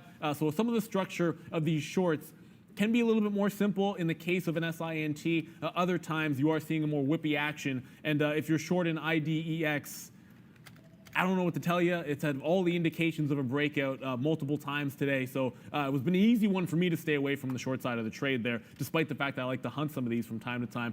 Speaking of that, Charlie, do you ever find yourself in a situation where maybe you haven't put it on a trade in a given day, But you're seeing, obviously if you're doing these dip buy opportunities, you see a lot of runners, you see a lot of stocks that are gapping up and continuing to move 100%, 200%. You get that feeling like, oh my goodness, what am I doing here? I should be chasing some of this price action. If you ever feel that, what sort of tools do you have, or what steps do you take, sticky notes, whatever it might be, I don't know, like reminders anywhere around that keep you in line, even though you have a bunch of stocks moving up and it's a lot of opportunity there? How do you stay away from FOMO yourself? Is it with notes? Is it through your preparation? What's your approach? Well, I learned to stay away from that by making the mistake. So that's actually what kept me out of the market for a week or two back when GNUS ran up. I think it was on the 4th or so. I caught the FOMO and I tried to get in and ended up getting burned. So ever since then, I've been a lot more cautious, and it doesn't faze me anymore. If I'm not in the stock already, when it starts to shoot up, it's no skin off my back. So I do like to watch it, and especially now since I'm trying to perfect this dip buy strategy, they're still one of my favorite stocks to watch. But now I have more calculated entry and exit points versus just kind of seeing what happens when I did that trade a couple weeks ago. So I wouldn't say it was an overly negative event. To me, I saw it as a learning point and a mistake that I intend to not repeat, and so far I have not. So I just see it as paying for an education, and I just try to keep that thought going forward. The cost of doing business. I mean, I love hearing that, because look, realistically, everyone's going to make mistakes. Everyone's going to have losers. If you're not learning from them, ooh, man, you're wasting a bit of your time there. So I love to see that, Charlie. Brendan, what do you got for us, bud? A little bit of Canadian content, guys. Curaleaf in the cannabis space halted here in Toronto for our equivalent of, I guess, news pending. So this is a company requested halt, guys, for news pending on Curaleaf. We'll definitely have a quick look there, but Hunt over in IDEX. I was going to talk about American continuing to be very profitable for me, but the last 10% might get stopped out on IDEX at 365. We're long at 364. If this does stop me out, I will be looking for a short opportunity. Of course, the show's going to be ending in 10 minutes. What I am looking for is a hold below 350, a break of 3 even. A consolidation in the quarters below VWAP would be ideal, and I'd be very cautious around a 350 break to the downside. It's a good price. It was a breakout trade, a failed break one time, and the second time it went through was fantastic. So it's a good price. It's tricky because you don't know where to get out. There's not an obvious level till the high a day, and I don't like shorting something there at 350, knowing there's support at 3 even, and when you're out, might end up being $4. It's not a good risk reward. That's probably why I would wait until 25 or 3 even break to be shorting in IDEX. But I'm done with this trade. It's my best stock of the day. It's still a long break at 4 even. I might not short this one until it breaks 3, or at least 3/4, guys. And here we go, guys. Another winner here, Space. Finally, it looks like it wants to take out 17. We're pretty hella long. I told you this was a pretty big position here, so we did take that one. So we're going to wait to see now what it does on the top side. Looking to get more out right now, and then we will test some out at 17 before hopefully getting back there. And you did mention, Charlie, VWAP, so I'm going to wait to see if we can get up to 17.10 there or so on the VWAP. But looking to get some out right now. I have a lot of orders out, so we're waiting for some 89s there apparently. I don't know why that is, but we're at 88, so we'll wait for that, and then we'll park another order at 17. And just for you guys, that is the kind of stuff that I like to do. Wait for those even quarters, dollars, 50 cents and whatnot. But looks like we're having a little bit of problem here. But Space, yeah, the reason why we're happy about this is because we do actually have risk on. So we'll wait to see if this one can come to the upside here. Taking a little bit out 89. It's just not moving as much as we thought it would. Would have been a great little trade down here. We're not in at the greatest price, so now it's struggling to get up. There it is. We get out right there. So you roll the dice and get back into some Virgin Galactic here to the top side. Square just keeps pushing up and away, so that was a good one. Let's check back at NIO. I had some questions on this one. Yeah, the 750 is held multiple times there, guys. If you were smart enough to take it down there, good on you. I was not, but that was a good hold there. We did flush out. I'm still looking long on NIO, but I may have to wait for tomorrow. But yeah, been a big day. I guess that video's dropped now, Valeria. So we will wait for that one. You guys click click on that. Go have a look. Make sure you give us your comments and your feedback, and we will be here. U1K out a couple times at 75. Now it's right back down there. So yeah, look, it's been a big day. We're at the highest spot we've been at all day right now. So that's a celebration no matter which way you take that one. You can see all the profits at the bottom. It's been a big day. Hope you've enjoyed it. 8 more minutes left. Let's see if we can't get Virgin Galactic to go here. Yeah, guys, I'm going to make a bit of a change to my American Airlines short that we've had since that 15 break. As you see the market continue to slide upside, if you're watching the NQs or the ES, they're testing those highs. I'm moving my stop down from break even. It was at 15.15. It was then at 15.05. It was then at 15 even. I'm going to go to 14.95 here. It's having a lot of trouble getting through that second level, 14.75 that I was talking about. So I will take the profit off there, get that quarter action. I still want to be net short, but I want to risk less on this, last third of the position that we have on. We still want to be short here. We do like the trend, but I'm not going to give it as far as I was previously, not with the market showing a little bit of strength here, guys. So American Airlines has been a good break. We talked about that size at 15. We took that breakout trade. It hasn't really tested against you very much, and it's been a nice slow down trend. Just adjusting the stop just a little bit. It's lunchtime, and the market's creeping to the upside on me. Brendan, what do you got, bud? I mentioned this one earlier, a little surgical equipment maker in the medical space, guys, STAA, just retested highs there. We actually broke day highs. 57.84, 57.85 was day highs, but right back down. So might finally be done. STAA still up 13%. Nice move on some news for that one today, guys. Good, man. STAA, yeah. Hurts all the way back there. So I know they have to pry this from Neil's cold, dead hands, but we're going to wait to see. All the way back up to $1.50. Hertz today has once again been a nice little trade for us. We'll hit a home run. Why not? Baseball probably never gets back.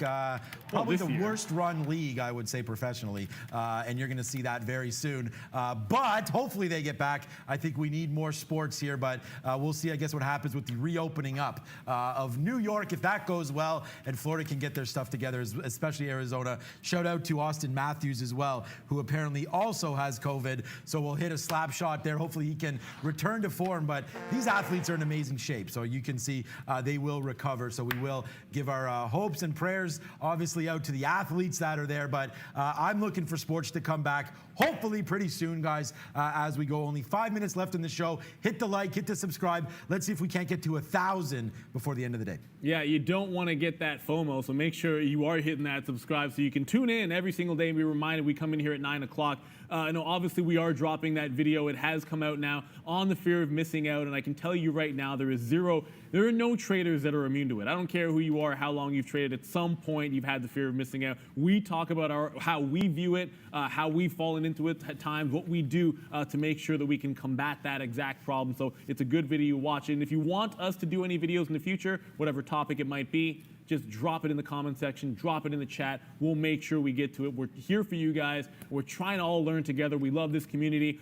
Speaking of the community, before we get you out of here, I want to ask you one little question here, Charlie. I know some people are more active on the chat and others may not be. What do you find is the best aspect of this community, and what makes you want to be a part of it every single day, in your own words? I think as far as the chat goes, I do get involved. Sometimes I wouldn't say, it's a regular occurrence for me. But I do try to watch some of the tickers that are posted and just take a look at them. But as far as attending every day, I feel like it goes back to just building that confidence. Maybe you won't reach the same level as another trader, but knowing that, it's possible is really what I'm trying to build up.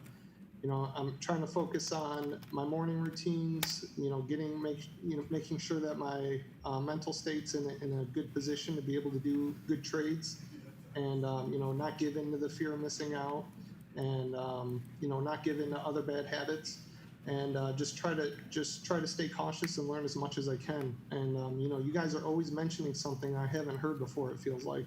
I think it was like a week ago or so, you guys mentioned dark pools. And so I went over and I was like, okay, what's a dark pool?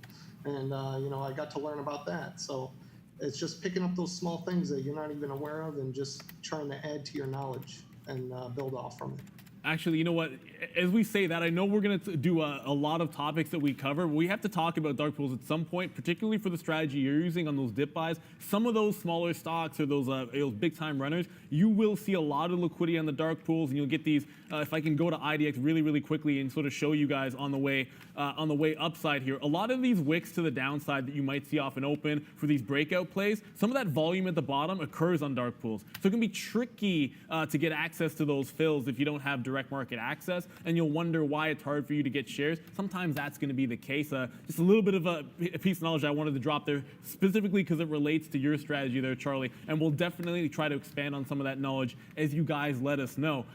It is only 2.5 minutes to the end of the show, and it's been a good Monday morning. It's been a fantastic day in terms of profits. You can see how the trading has been going, obviously. But there's one other thing we like to do here. We like to go to Valeria and see what national day it is. This one's making me hungry. Hey guys, and hey Charlie, thank you very much for joining us today. Guys, we would love you to participate also. Send your requests to marketing@Trader TV Live, and please subscribe to our channel. We are a few thousands away to reach 50,000 of subscriptions. Welcome everyone to the trading family, guys. And of course, hit the thumbs up. 1,000, it's our tradition to reach 1,000 likes every day. So please, if you didn't like our video yet, do it now. Hit the thumbs up. It's absolutely for free, and you'll make us happier. And guys, well, today is the National Onion Ring Day, guys. I think we like onion rings. Onion rings, I think maybe a better side than fries. I don't think so, but if you are sick of fries, why not get some onion rings? A&W, not bad for onion rings. I don't know about Burger King. McDonald's, of course, does not have onion rings, so that's a factor for my kids as they're loving Happy Meals. But we've given them some onion rings. They're not fans of onions, but good little day there, and thank you for Valeria. Opinions on onion rings, guys? I love them. I got to be honest with you. They're tasty. They're tasty. The only thing about it, though, is I don't want them to be too greasy. I find it's a little bit off-putting. It's just like a happy medium you got to work in there. Brendan, what are your thoughts? In a burger, always. Oh, yeah. Can't go wrong. Robert Brown, by the way, thank you for that. We very much appreciate you, and would absolutely love to get you back on as a guest trader at some point. 100%, Robert. You know you're part of the family. We'd love to start bring some guys back that I know you guys love. I love the community. I love the chat. I love what we try to do here. Apologies when we can't get to everything in the chat. I know some people put the super chats in so that we see it. Yeah, it gets our attention. So sometimes that's the best way to get us onto some symbols. I know we're gonna miss some because it's moving really, really fast. But I want to thank you so much, Charlie, for coming on, doing a fantastic job. Hopefully, it's starts to a fantastic week for you, just like it's been for us. And once again, a big shout out and thanks from the entire family here, buddy. And there it is, guys. It is just about 12 o'clock on the dime, and you know what I got to do here? I got to go down the line. Thank you a lot, Valeria, doing a fantastic job on the chat as always. And there is that heart she gives. The infamous Sean heart. Katina, I don't know if you gave us the fruit of the day from the fruit salad. No, I feel like we missed out. So here's your shot right here, right now. What do you got? Well, thank you for the shot. I don't know. It kind of looks like what's missing from here. I'm going to say mangoes are missing from here. So that is your fruit of the day, the missing mangoes. So there you go. You gotta have the mango. I think so, yeah. That's like my favorite. If you have it in there, it's gonna be tasty. Brendan Wickens, as always, giving us all of the news. You saw him come with Fastly today. Big time upside winner there from Sean. So this is what it's all about, guys. We try to give you everything that we can, ideas, stocks, whatever it might be, advice. This is what it's all about at Trader TV Live. I'm Neil Roberts. Good morning, good afternoon, good evening, wherever you are in the world. This is Trader TV Live. We'll see you tomorrow.